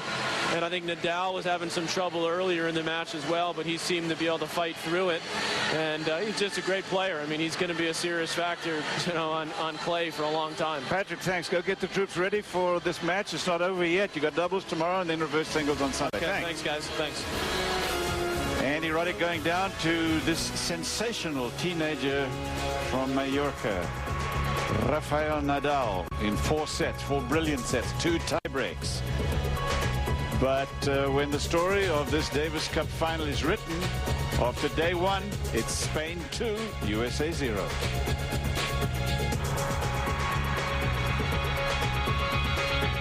Exclusive presentation of Davis Cup Tennis is presented by AIG, a Davis Cup sponsor. For insurance, loans, and retirement, AIG.